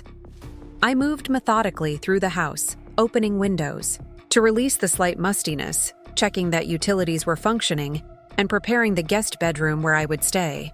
The master suite, Mother's domain, remained untouched. I wasn't ready to claim that space yet. In Mother's study, I found the safe concealed behind a landscape painting, a security measure she had shown me years ago, just in case. Inside were additional documents I hadn't yet reviewed: private journals, correspondence with my father from before his abandonment, and a sealed envelope with my name written in her precise handwriting. The envelope contained a letter dated just 3 weeks before her diagnosis. "Olivia, if you're reading this, circumstances have likely forced reconsideration of aspects of your life I've observed with concern, but have respected your autonomy to manage. James has shown increasingly troubling patterns in his financial dealings and personal ethics over the past 5 years. My investigations suggest he views family resources, including your inheritance, as extensions of his personal capital rather than shared stewardship. I've arranged certain protective measures that may seem excessive until needed. Edward Pembroke has complete documentation of financial structures I've established to ensure your security regardless of James's actions. The children's educational trusts are similarly protected. Remember what I taught you about power and independence. They are not selfish pursuits but necessary foundations for genuine choice. You've compromised your financial identity to maintain marital harmony far longer than wisdom dictates. When reconstruction becomes necessary, build on truth rather than accommodation. With enduring love and confidence in your strength, Mother." The letter confirmed what I had increasingly suspected. Mother's financial arrangements hadn't been merely prudent estate planning, but strategic protection based on observations of James she had never directly shared. Her silence hadn't been disengagement, but calculated restraint, allowing me to reach my own conclusions while establishing safeguards for when that moment arrived. I folded the letter carefully and placed it in my purse before securing the house and driving to New Haven. Sophie was waiting at the small Italian restaurant near campus we had chosen, her expression brightening when she saw me. "Mom, 2 visits in 1 week. What's going on? Is everything okay?" I embraced her, struck as always by how her youthful energy concealed a perceptive intelligence that missed little. "Let's order first, then talk." Once we had placed our orders and the waiter had retreated, I took Sophie's hand across the table. "Sweetheart, I need to tell you something important, and I wanted to do it in person." Her expression immediately shifted to concern. "Is it Dad? Is he sick?" "No, nothing like that," I assured her quickly. "But it does involve your father. Sophie, I've initiated divorce proceedings today." Her eyes widened, mouth opening slightly before closing again. After a moment of processing, she asked simply, "Because of what he was planning?" The question startled me. "What do you mean?" Sophie's expression held surprising composure. "Mom, I'm not blind. Dad's been acting weird for months, asking me about grandmother's finances, suggesting I might want to consider taking time off school next year to reassess priorities. And when he started calling me almost daily after the funeral, I knew something was up. I shouldn't have been surprised by her perception, yet somehow I was. You noticed all that? Plus, the new apartment listings on his laptop when I was home. Last month, she added. 1 bedrooms in the city, not exactly family accommodations. He said they were investment properties, but Dad's never shown interest in residential real estate before. A laugh escaped me despite the seriousness of the moment. Sophie had been conducting her own parallel investigation without my knowledge. "You are definitely your grandmother's granddaughter." "Is it bad?" she asked, her momentary confidence giving way to the vulnerability of a daughter facing family dissolution. What he was planning? I considered how much to share, balancing honesty with appropriate boundaries. "Your father has been systematically separating financial assets and making preparations to file for divorce while I was focused on grandmother's illness. He's moved significant funds offshore and attempted to minimize my legal claims to properties I helped purchase." Sophie absorbed this with remarkable composure. "So you found out and filed first?" Essentially, yes. Though it's more complicated than simply winning a race to the courthouse. There are serious financial improprieties involved that required immediate legal intervention. Our food arrived, creating a momentary pause in the difficult conversation. Once the waiter had gone, Sophie asked the question I had been anticipating. "What happens to us?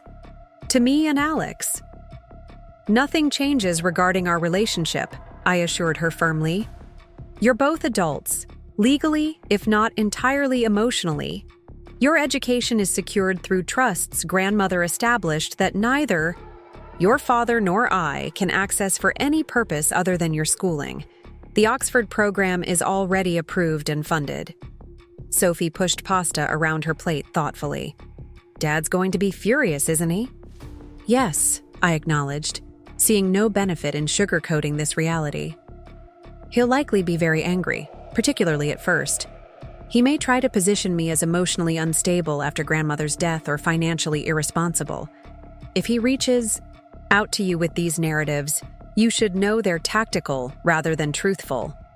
"Mom," Sophie set down her fork, meeting my gaze directly. "I've watched Dad manipulate business associates my entire life. I recognize his techniques. I'm not a child anymore." "No," I agreed, feeling unexpected emotion rising. "You're not. Neither is Alexander, though his relationship with your father is more complex.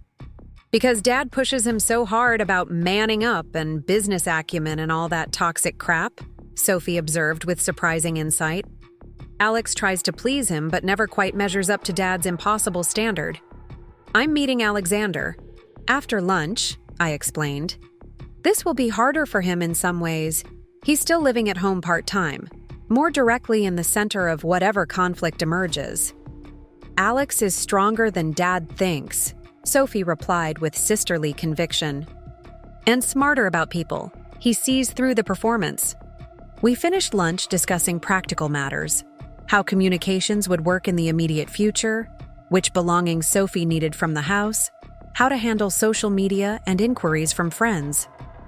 Throughout the conversation, my daughter demonstrated a maturity that both comforted and saddened me. Perhaps she had grown up faster than necessary, observing the undercurrents of our family dynamics. As we parted with a long embrace, Sophie whispered, "I'm proud of you, Mom. Grandmother would be too." The drive to Phillips Exeter took just under 2 hours, during which Patricia called with an update. The judge granted the emergency order. James will be served at his office around 2:30 p.m. I glanced at the dashboard clock, 1:45 p.m. I'm on my way to see Alexander. Will there be public records searchable immediately? No, Judge Harriman sealed the initial filing for 48 hours, on humanitarian grounds. But Olivia, expect James to call very soon after service. He'll be blindsided and looking for explanations. I understand. I'll keep my phone available, but won't answer his calls until I've spoken with Alexander.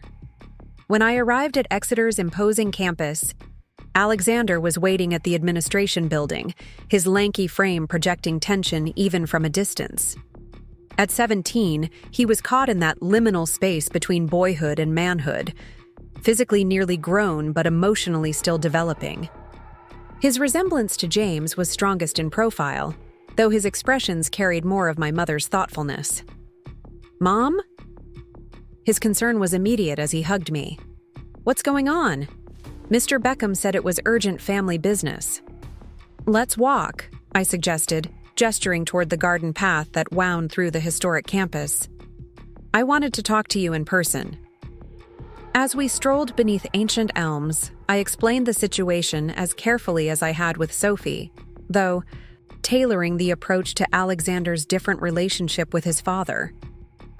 "I don't understand," he interrupted, confusion evident in his furrowed brow. "Dad was planning to divorce you? While grandmother was dying?" "Yes," I confirmed gently. "He's been preparing for some time, including moving assets offshore and removing my name from properties." Alexander stopped walking, his expression shifting from confusion to anger. "That's why he's been calling me all the time? Asking about you, about grandmother's funeral, about whether you seemed stable?" "Most likely," I acknowledged. "He's been constructing a narrative. He told me last week I should consider deferring college for a year," Alexander revealed, the pieces visibly connecting in his mind. "Said the family financial situation might be in transition, and MIT might not be the right timing." This was news to me. James had never mentioned suggesting Alexander defer his college plans. Did he elaborate on what transition he meant? He said something about market volatility affecting long-term educational planning. Alexander's expression hardened. It was BS. I knew it didn't make sense since grandmother had already told me about my educational trust when I got accepted. "Your father may have been laying groundwork to explain financial constraints after divorce," I explained. "Your educational funding is secure, Alexander. Nothing about this situation changes your college plans or the astronomy program this summer." Alexander kicked at a stone on the path, hands thrust deep in his pockets. A gesture so reminiscent of his childhood frustration that my heart ached despite the circumstances. "So what happens now? Do we have to choose sides or something?" "Absolutely not," I assured him firmly. "You love your father, and that doesn't need to change. His actions toward me are separate from his relationship with you. But if he was willing to do this to you, lying and sneaking around while grandmother was dying, What does that say about who he really is? Alexander's question cut to the heart of the matter with painful precision. It says he's human, with significant flaws like all of us, I replied after considering carefully. Your father values certain things: financial success, status, control, above others, including sometimes honesty and family commitment. That's a painful reality, but understanding it doesn't mean rejecting him entirely. Alexander considered this thoughtfully. You're being weirdly calm about all this. Aren't you angry? Very, I admitted. But anger doesn't help me make good decisions right now. There will be time for emotional processing later. My phone buzzed insistently. James, calling for the third time since I'd begun speaking with Alexander. I silenced it without answering. That's him, isn't he? Alexander asked, nodding toward my phone. He's found out? Yes. The court papers were served this afternoon. I studied my son carefully. Are you all right with everything I've told you? Alexander shrugged with forced casualness that didn't quite hide his distress. Not really, but I get why you had to do it this way. Dad doesn't exactly handle losing very well. No, he doesn't, I agreed, which is why I want you to be prepared. He may say things about me, about the situation, that sound convincing, but aren't accurate. If you're ever confused or concerned, call me directly. No intermediaries. What? About school breaks? Where will home be? I'm staying at grandmother's house for now, I explained. You'll always have a place there. Your father will likely keep the Greenwich house in the short term, though that may change as legal proceedings unfold. We talked for another hour, addressing his practical concerns and emotional reactions. Alexander processed information differently than Sophie, more internally, with questions emerging gradually rather than immediately. By the time I needed to leave, he seemed steadier, though clearly still processing the massive adjustment to his understanding of our family. I love you, I told him as we hugged goodbye. That never changes, no matter what else happens. Love you too, Mom, he replied, suddenly seeming younger in his uncertainty. Will you be okay? More than okay, I assured him, echoing the promise I'd made to Sophie. I'm reclaiming parts of myself that got lost along the way. As I drove away from Exeter, I finally checked my phone. 8 missed calls from James, 3 from Harrison, and 1 from Victor. No voicemails, interestingly. I called Patricia first to update her on my conversations with the children. Well done, she commended me. Now you need to prepare for James's reaction. Diana reports he left his office immediately after being served and hasn't returned. Harrison was seen entering the Meridian Fund offices shortly afterward. Is there any indication where James went? His car passed a toll camera heading toward Greenwich about 30 minutes ago. He's likely going home, expecting to find you there. I checked the time, just after 5 p.m. I'm still about an hour from Mother's house. Has there been any unusual financial activity since the restraining order was served? Several attempted transfers were automatically blocked by the court order, Patricia confirmed. James tested the restrictions immediately, which suggests he understands the seriousness of the situation. Or the desperation of his position, I added, thinking of the accelerated timeline Diana had detected. I should call him back, shouldn't I? Strategically, yes, Patricia advised, but from a secure location, not while driving. And remember, everything is potentially admissible. Maintain composure regardless of provocation. As I ended the call with Patricia, my phone immediately rang again. James. This time I answered. Olivia. His voice was tightly controlled, the calm before a storm. Where are you? Driving, I replied simply. I've been meeting with Sophie and Alexander. You told the children? The restraint in his tone slipped, revealing genuine shock. Before even speaking to me? Yes, James. I felt they deserved to hear about significant family changes directly rather than through intermediaries or court documents. Court documents? His voice rose sharply. What the hell is going on, Olivia? I was served with some kind of emergency financial restraining order this afternoon. Harrison says you've filed for divorce claiming financial misconduct. Have you lost your mind? The practiced incredulity might once have made me question my own perceptions. Now it merely confirmed the patterns I had identified. I haven't lost my mind, James. I've found clarity. The restraining order prevents further transfer of marital assets offshore, while legal proceedings determine appropriate distribution. A long silence followed, then a completely different tone. Softer, concerned, almost intimate. Olivia, listen to me. You're not thinking clearly. Margaret's death has been traumatic for all of us, but making drastic legal decisions during grief is a mistake. Come home. We can talk through whatever concerns you have. The skillful pivot was impressive, from outraged innocence to concerned husband in seconds. I'm not coming home tonight, James. I'm staying at Mother's house while we sort through next steps through proper legal channels. Your mother's... He broke off, recalibrating again. Liv, please. There's been a terrible misunderstanding. Whatever you think is happening isn't reality. You've been under enormous strain. Let me help you. The offshore accounts in Singapore and the Cayman Islands aren't a misunderstanding, James. Neither is the systematic removal of my name from properties I helped purchase with my inheritance, nor the liquidation of the Hanover Street property, without my knowledge or consent. Another silence, longer this time. When he spoke again, his voice had hardened. You've been investigating me? Going through my private financial matters while pretending to be focused on Margaret's estate? No, James. Mother was investigating you long before she died. I merely continued what she started. Margaret. He spat the name with sudden venom. Of course she would be behind this.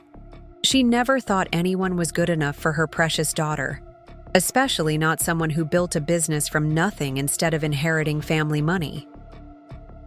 The mask had slipped completely now, revealing the resentment that had apparently simmered beneath his polished exterior for years. This isn't about Mother, I countered calmly. It's about your systematic deception and financial misconduct. The court will determine appropriate remedies through established legal processes. The courts, he scoffed. You have no idea what you've done, Olivia. Filing these ridiculous claims, making false accusations, involving the children before, even speaking to me. You've guaranteed this will be as messy and expensive as possible. Is that what you want? What I want is fairness, James. Nothing more or less. Fairness? His laugh held no humor.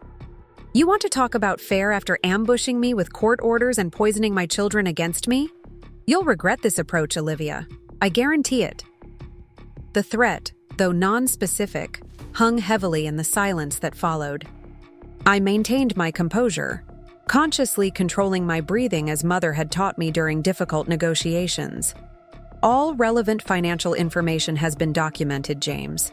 The legal system will ensure appropriate resolution regardless of emotional reactions. You sound just like her, he said finally, disgust evident in his tone. The same cold, calculating approach to everything. I should have known it would surface eventually. I'll have my attorney contact Harrison regarding next steps, I replied, refusing to engage with his attempt to provoke an emotional response. In the meantime, please respect my privacy at Mother's house. I ended the call before he could respond, my hands shaking slightly despite my outward calm. The conversation had confirmed what Patricia predicted. James would cycle through multiple tactical approaches, from incredulity to concern to anger, and finally to threats. As I pulled into the long driveway leading to Mother's house, Patricia called again. How did it go? About as expected, I replied, parking near the side entrance. He tried several approaches in quick succession: shock, concern, anger, threats. Nothing surprising, though the intensity was notable. That's consistent with someone whose carefully constructed plan has collapsed unexpectedly, Patricia observed. From his perspective, you've not only discovered his strategy, but countered it effectively before he could complete implementation. It's a significant loss of control for someone accustomed to directing outcomes.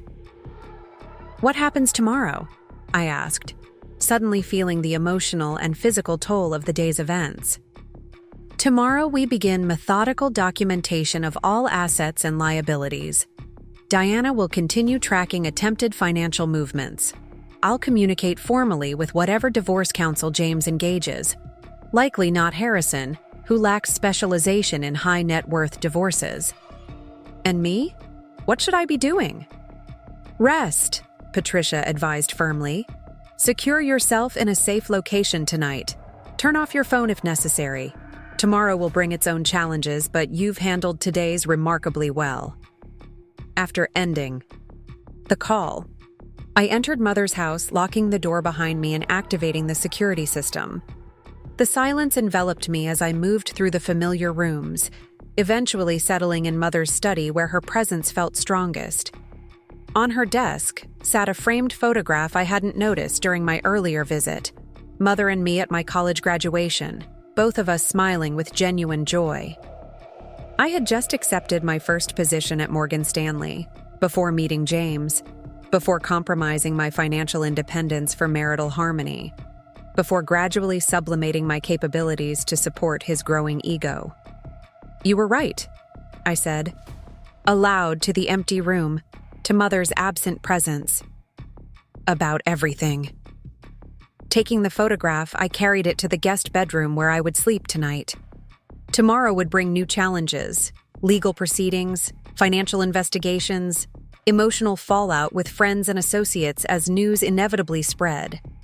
But tonight, in this house protected by Mother's foresight, I could finally acknowledge the truth that had been gradually emerging since discovering James's betrayal. The ending of my marriage wasn't just a response to James's deception. It was the beginning of reclaiming myself. The woman who had excelled in finance before subordinating her talents, who had understood complex investment structures before pretending confusion to soothe a husband's ego, who had inherited not just Mother's assets, but her strategic mind and principled determination. As I prepared for bed in the quiet of Mother's house, I felt an unexpected emotion beneath the complexity of the day's events. Not just resolution or vindication, but a sense of homecoming to myself. Whatever challenges tomorrow might bring, I would face them not as James's wife or even as Margaret's daughter, but fully as Olivia, clear-eyed and free to navigate by my own compass. Morning arrived with golden light filtering through curtains Mother had selected years ago. My phone pinged with a message from Diana Summers. Multiple financial alerts overnight. Call when convenient. After making coffee, I called Diana from the garden window. James attempted 6 separate financial transfers overnight, she reported. All blocked by the court order. He tested every major account you share. Testing the fences, I murmured. There's also unusual activity at Meridian Fund headquarters. Security records show multiple senior partners arriving before 6 a.m., and their IT system administrator was called in during the night. Document destruction? I asked. Possibly. I've alerted regulatory authorities anonymously. After ending the call, I contacted Patricia, who confirmed the legal developments. The initial hearing was scheduled for tomorrow at 10 a.m., with James's newly retained attorney already filing. Counter motions. My next challenge was retrieving essential items from the Greenwich house. Patricia had advised against returning alone, so Diana's assistant Megan would accompany me. As I prepared to leave, my phone rang with an unfamiliar number. Olivia? It's Edward Pembroke from Windsor Trust. James visited our offices this morning, demanding access to your mother's trust documents. He made allegations about your emotional stability and claimed to have documentation of your financial incompetence. This was a clear strategy, James attempting to undermine my credibility across multiple fronts. He attempted to present a letter he claimed was from your therapist, Edward added. An unexpected escalation, fabricating medical documentation, crossed a line from financial maneuvering into potential fraud. I met Megan at a coffee shop near our Greenwich home. We drove separate cars to the house, entering through the side door. While Megan packed clothing, I retrieved items from my hidden safe, my grandmother's jewelry, personal documents, and family photographs.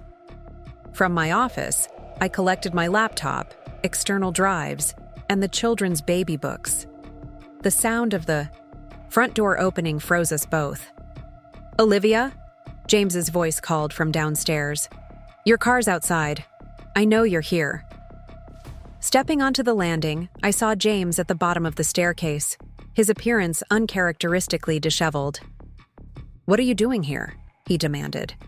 "You file legal papers, freeze accounts, make accusations, then sneak into our home?" "This is still legally my residence, James," I replied calmly. "I'm collecting personal belongings." His gaze hardened when he spotted Megan emerging with a suitcase. "You brought a stranger into our home to spy on me?" "Ms. Richards is my assistant," I responded. "She's helping transport personal items." "Family," he scoffed when I mentioned collecting family photographs. "Suddenly family matters to you? After ambushing me with legal papers? After turning my children against me?" "I told Sophie and Alexander the truth," I countered, "that their father had been planning divorce while their grandmother was dying, systematically moving assets offshore." His face flushed with anger.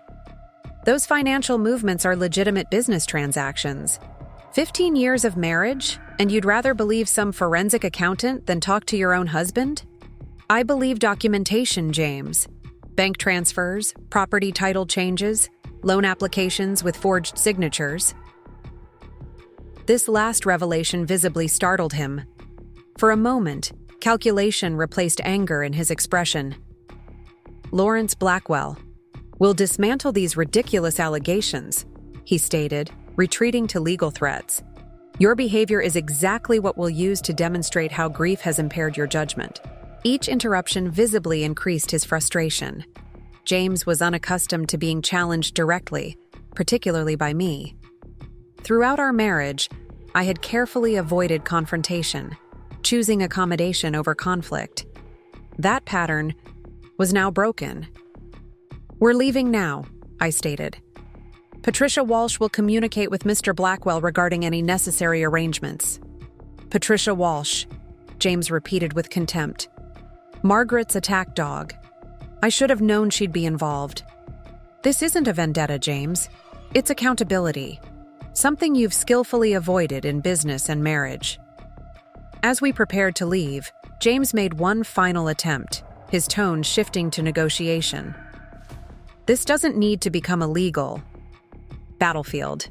We built a life together. Surely we can discuss division of assets reasonably. All financial matters will be addressed through appropriate legal channels," I replied, unmoved by the tactical adjustment. "You sound exactly like Margaret," he said with a bitter laugh. "I always knew she'd come between us." "Mother simply taught me to recognize patterns," I countered. "You established the pattern, James. I'm merely responding to it." As we reached the door, James called after us. "This isn't over, Olivia." "On that point, we agree completely," I replied without turning back. That afternoon, I attended a strategy meeting at Patricia's office. The timeline confirmation hit with unexpected force. James had begun planning his exit strategy precisely when Mother became vulnerable, perhaps anticipating that her illness would distract me. After the meeting, Patricia spoke with me privately. "Tomorrow will be challenging in ways beyond legal arguments," she began carefully. "The first court appearance carries emotional weight. It's the formal acknowledgement of ending a significant chapter of your life. The observation was perceptive. Despite my clear-eyed assessment of James's betrayal, I hadn't fully processed the emotional dimensions of ending our marriage. Focus on me rather than James or his attorney during the proceedings, Patricia advised. And know that momentary emotional responses don't undermine your case. That evening, I walked through Mother's garden. The cycle of renewal continued regardless of human drama, something Mother had often noted. Nature reminds us that endings always contain beginnings, she would say. Tomorrow would formalize the ending of my marriage, but also mark the beginning of reclaiming my independence. Despite everything, I felt an unexpected moment of empathy for James. His betrayal had been calculated, yet it emerged from insecurities I had recognized but chosen to accommodate.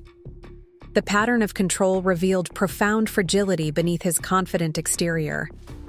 That empathy didn't change my resolve, but provided a framework for understanding that helped maintain my equilibrium. Tomorrow wasn't about punishing James, but about establishing truth and ensuring equitable resolution, principles Mother had embedded in my understanding of justice. I fell asleep with surprising ease, Mother's presence somehow palpable in the house. The formal ending of my marriage would also mark the beginning of reclaiming my complete identity. That symmetry felt appropriate, closing one chapter with clarity to open the next with purpose and authenticity. Up next, you've got 2 more standout stories right on your screen. If this one hit the mark, you won't want to pass these up. Just click and check them out. The key is integration rather than compartmentalization. As I drove back to Mother's house afterward, I reflected on this perspective. So different from Mother's strict separation of emotion from decision-making, yet perhaps complementary rather than contradictory. Mother had developed her approach in an era when women in finance and law had to demonstrate extraordinary control to be taken seriously. Perhaps her legacy could be honored while adapting to my own circumstance and era. At Mother's house, I spent the evening reviewing court documents and preparing mentally for tomorrow's hearing. Alexander called briefly, his conversation more guarded than Sophie's but still supportive in his quiet way.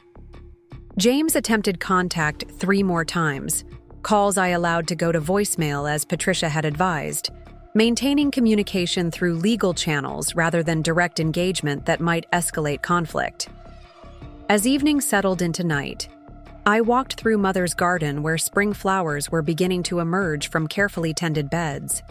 The cycle of renewal continued regardless of human drama, something Mother had often noted during difficult periods in her own life. Nature reminds us that endings always contain beginnings, she would say, deadheading roses with precise snips of her garden shears. Tomorrow would formalize the ending of my marriage in preliminary court proceedings, but it would also mark the beginning of reclaiming my financial independence and personal identity. The path ahead would be challenging. James's demonstrated willingness to fabricate medical concerns and attack my stability suggested a particularly contentious process. Yet standing in Mother's garden, surrounded by the tangible results of her careful planning and cultivation, I felt a surprising sense of readiness. I selected a suit for tomorrow's hearing, the charcoal gray Patricia had recommended, with a silk blouse in deep burgundy that conveyed subtle confidence without ostentation. Mother had taught me the language of professional attire early in my career. Your appearance communicates intention before you speak a single word. Make it an accurate preview of your purpose. As I prepared for bed, I thought about James alone, in our Greenwich house, surrounded by carefully curated symbols of success and family that now represented a crumbling facade rather than genuine achievement. Despite everything, I felt an unexpected moment of empathy. His betrayal had been calculated and sustained, yet it emerged from insecurities I had recognized but chosen to accommodate throughout our marriage. The pattern of domination and control that had gradually increased over 15 years revealed profound internal fragility beneath his confident exterior. That empathy didn't change my resolve or justify his actions, but it provided a framework for understanding that helped me maintain emotional equilibrium. Tomorrow wasn't about punishing James, but about establishing truth and ensuring equitable resolution. Principles Mother had embedded in my understanding of justice from childhood. I fell asleep with surprising ease, Mother's presence somehow palpable in the house she had filled with her formidable spirit. Whatever challenges tomorrow's court hearing might bring, I would face them fortified by her legacy of strategic thinking and principled determination. The formal ending of my marriage would also mark the beginning of full reclamation of my identity, financial, professional, and personal. That symmetry felt appropriate, even necessary, closing one chapter with clarity to open the next with purpose and authenticity. Up next, you've got 2 more standout stories right on your screen. If this one hit the mark, you won't want to pass these up. Just click and check them out, I replied calmly, descending the stairs with deliberate composure. I'm collecting personal belongings as advised by counsel. His gaze shifted past me, hardening when he spotted Megan emerging from the bedroom with a suitcase. You brought a stranger into our home? To do what? Inventory property? Spy on me? Ms. Richards is my assistant, I responded, a partial truth that seemed prudent in the moment. She's helping transport personal items. James advanced up several steps, his expression darkening. Personal items? Or financial documents you think might support your ridiculous claims? What exactly are you looking for, Olivia? Nothing that isn't rightfully mine, I said, maintaining my position midway down the staircase. Clothing, jewelry from my grandmother, family photographs. Family, he scoffed, the word laden with unexpected bitterness. Suddenly, family matters to you? After ambushing me with legal papers without even a conversation?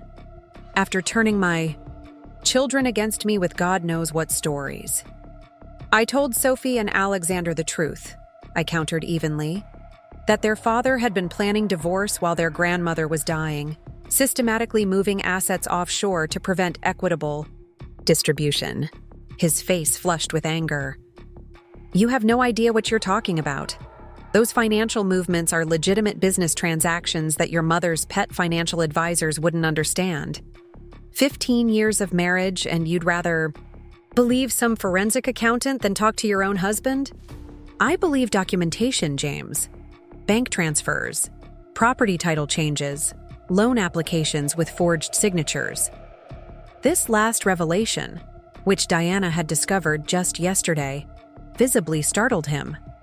For a moment, calculation replaced anger in his expression as he mentally assessed which specific documents I might have discovered. Lawrence Blackwell will dismantle these ridiculous allegations in court, he stated finally, retreating to legal threats when direct intimidation failed. Your behavior is exactly what we'll use to demonstrate how grief has impaired your judgment. Breaking into our home, using my key to enter my legal residence, I corrected calmly. Bringing strangers to rifle through personal property, collecting my personal belongings with assistance. After refusing to communicate directly about your concerns. After discovering your systematic deception while I cared for my dying mother. Each interruption visibly increased his frustration. James was unaccustomed to being challenged directly, particularly by me. Throughout our marriage, I had carefully avoided direct confrontation, choosing accommodation over conflict. That pattern was now decisively broken. We're leaving now, I stated, turning to ascend the stairs where Megan waited with remarkable composure given the tension.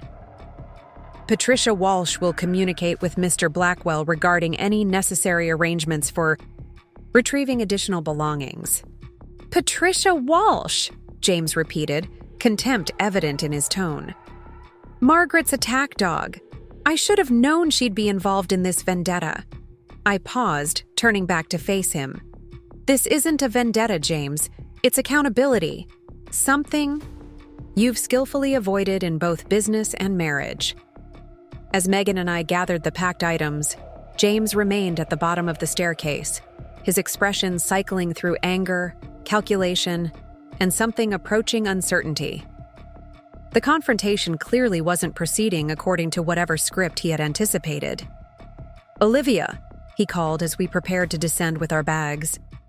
His tone had shifted again, now calibrated for reasonable negotiation. "This doesn't need to become a legal battlefield. We built a life together. Surely we can discuss division of assets reasonably, without courts and accusations." The pivot was impressive. From accusation to conciliation in moments when intimidation failed to achieve the desired result. "All financial matters will be addressed through appropriate legal channels," I replied, unmoved by the tactical adjustment. 15 years of marriage deserves thorough, documented resolution. "Documented resolution," he repeated, a bitter laugh escaping him. "You sound exactly like Margaret. I always knew she'd ultimately come between us." "Mother simply taught me to recognize patterns," I countered. "You established the pattern, James. I'm merely responding to it." As we reached the bottom of the stairs, James made one final attempt, stepping directly into my path. "The children deserve better than watching their parents destroy each other. In court. Think about Sophie and Alexander before you continue down this path. The invocation of our children, tactical rather than genuine concern, deserved addressing directly. I have thought about them. That's why I spoke with them personally, rather than allowing them to learn about family changes through overheard phone calls or social gossip. They deserve truth, even when it's painful." "Truth filtered through your perspective," James countered. "As opposed to filtered through yours?"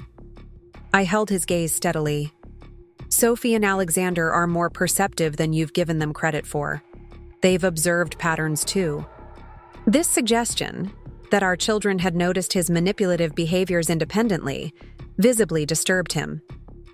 James had always believed his performance as devoted father was convincing, particularly to Alexander, whom he'd been grooming to follow his financial path.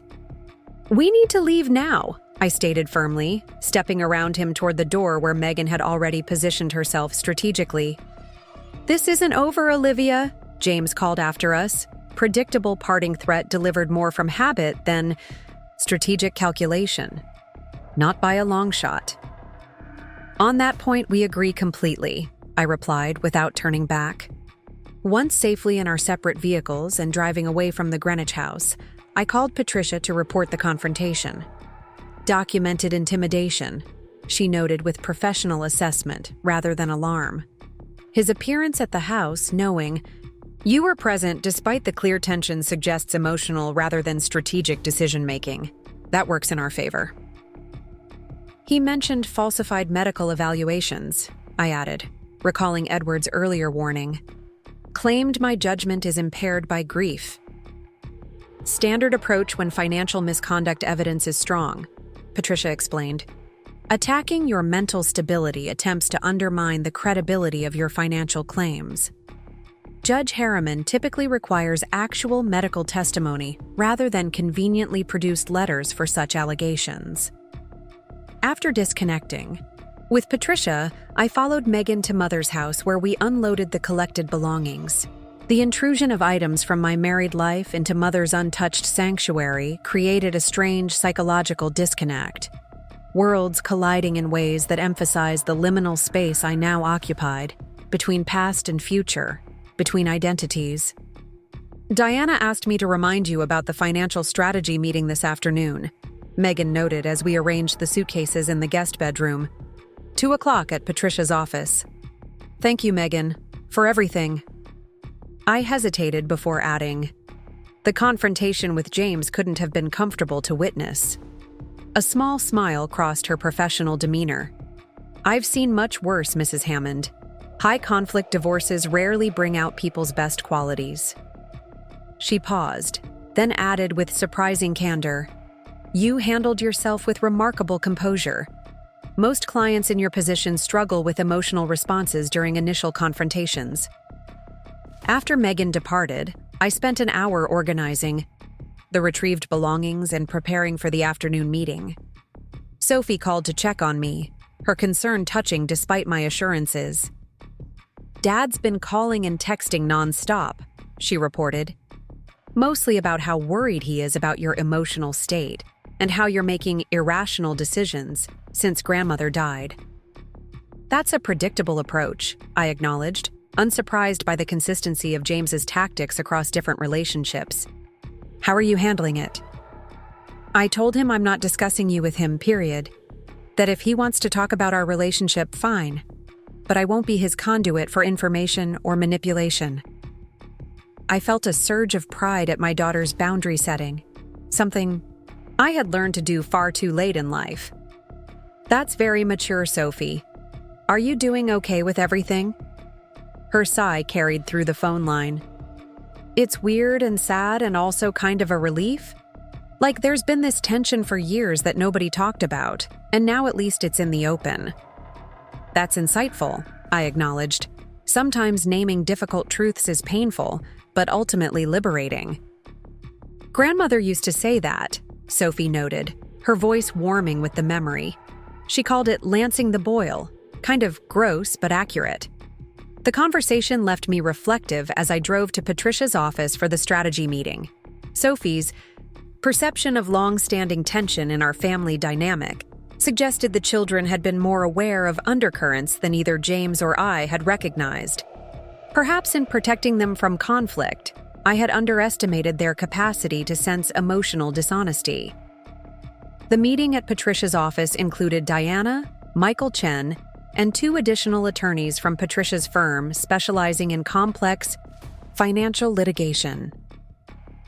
The conference room table was covered with documents, financial records, property titles, bank statements, and elaborate charts tracking the movement of assets over time.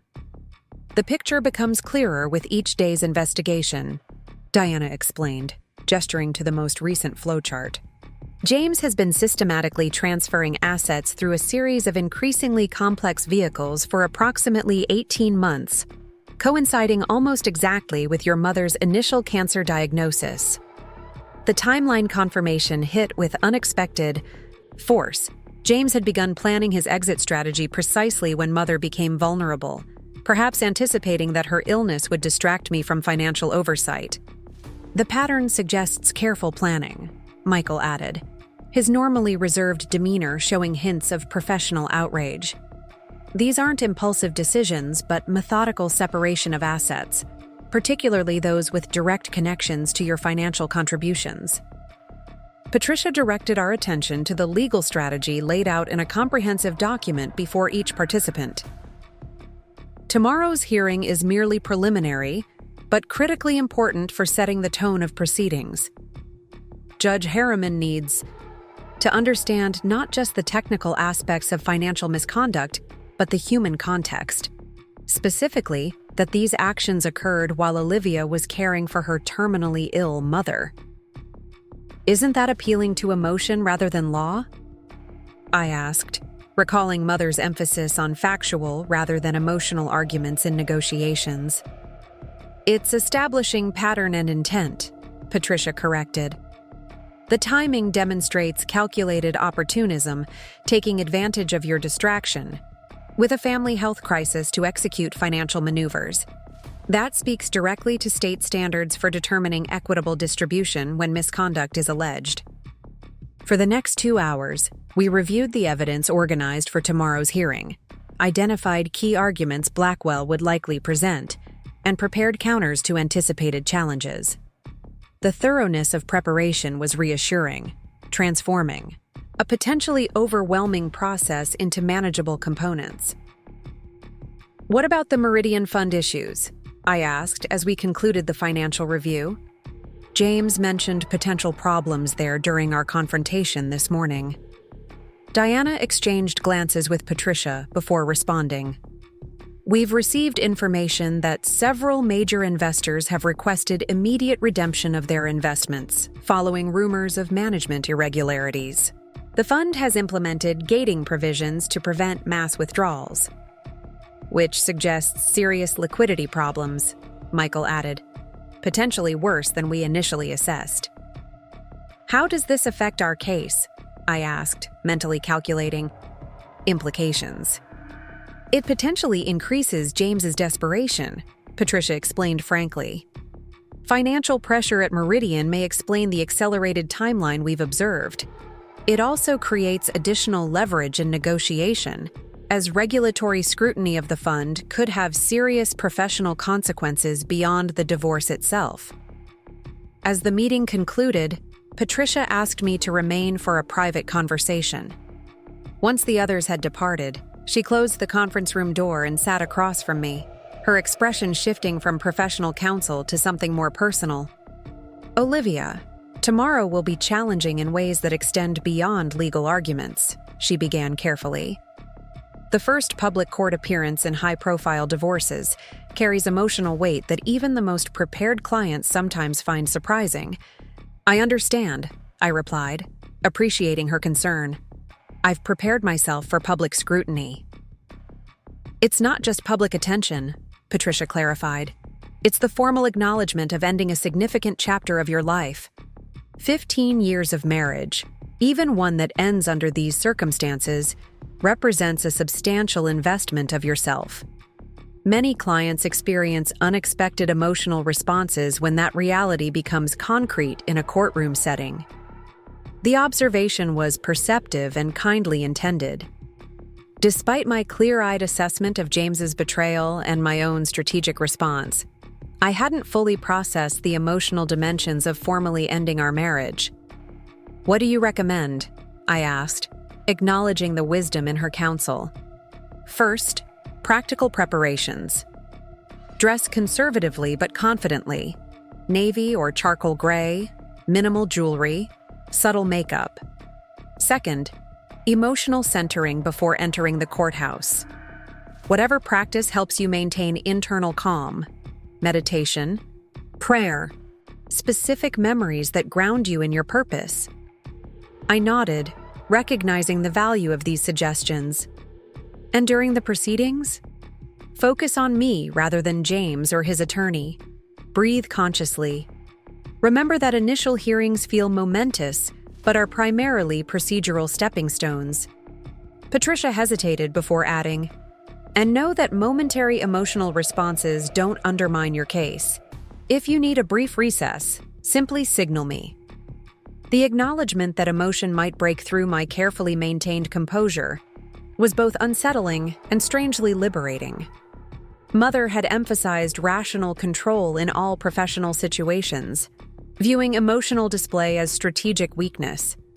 Patricia's approach suggested a more integrated perspective, recognizing emotion without being governed by it. "Thank you," I said simply, "for both the legal guidance and the personal insight." Patricia smiled slightly. "Margaret was one of my earliest mentors when I began practicing law. Brilliant, strategic, formidable in negotiation. But even she acknowledged that divorce proceedings touch aspects of ourselves that transcend pure rationality. The key is integration rather than compartmentalization." As I drove back to Mother's house afterward, I reflected on this perspective, so different from Mother's strict separation of emotion from decision-making, yet perhaps complementary rather than contradictory. Mother had developed her approach in an era when women in finance and law had to demonstrate extraordinary control to be taken seriously. Perhaps her legacy could be honored while adapting to my own circumstance and era. At Mother's house, I spent the evening reviewing court documents and preparing mentally for tomorrow's hearing. Alexander called briefly, his conversation more guarded than Sophie's but still supportive in his quiet way. James attempted contact 3 more times. Calls I allowed to go to voicemail as Patricia had advised, maintaining communication through legal channels rather than direct engagement that might escalate conflict. As evening settled into night, I walked through Mother's garden where spring flowers were beginning to emerge from carefully tended beds. The cycle of renewal continued regardless of human drama, something Mother had often noted during difficult periods in her own life. "Nature reminds us that endings always contain beginnings," she would say, deadheading roses with precise snips of her garden shears.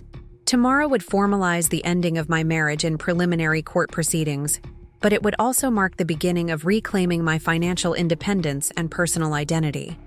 The path ahead would be challenging, James has demonstrated.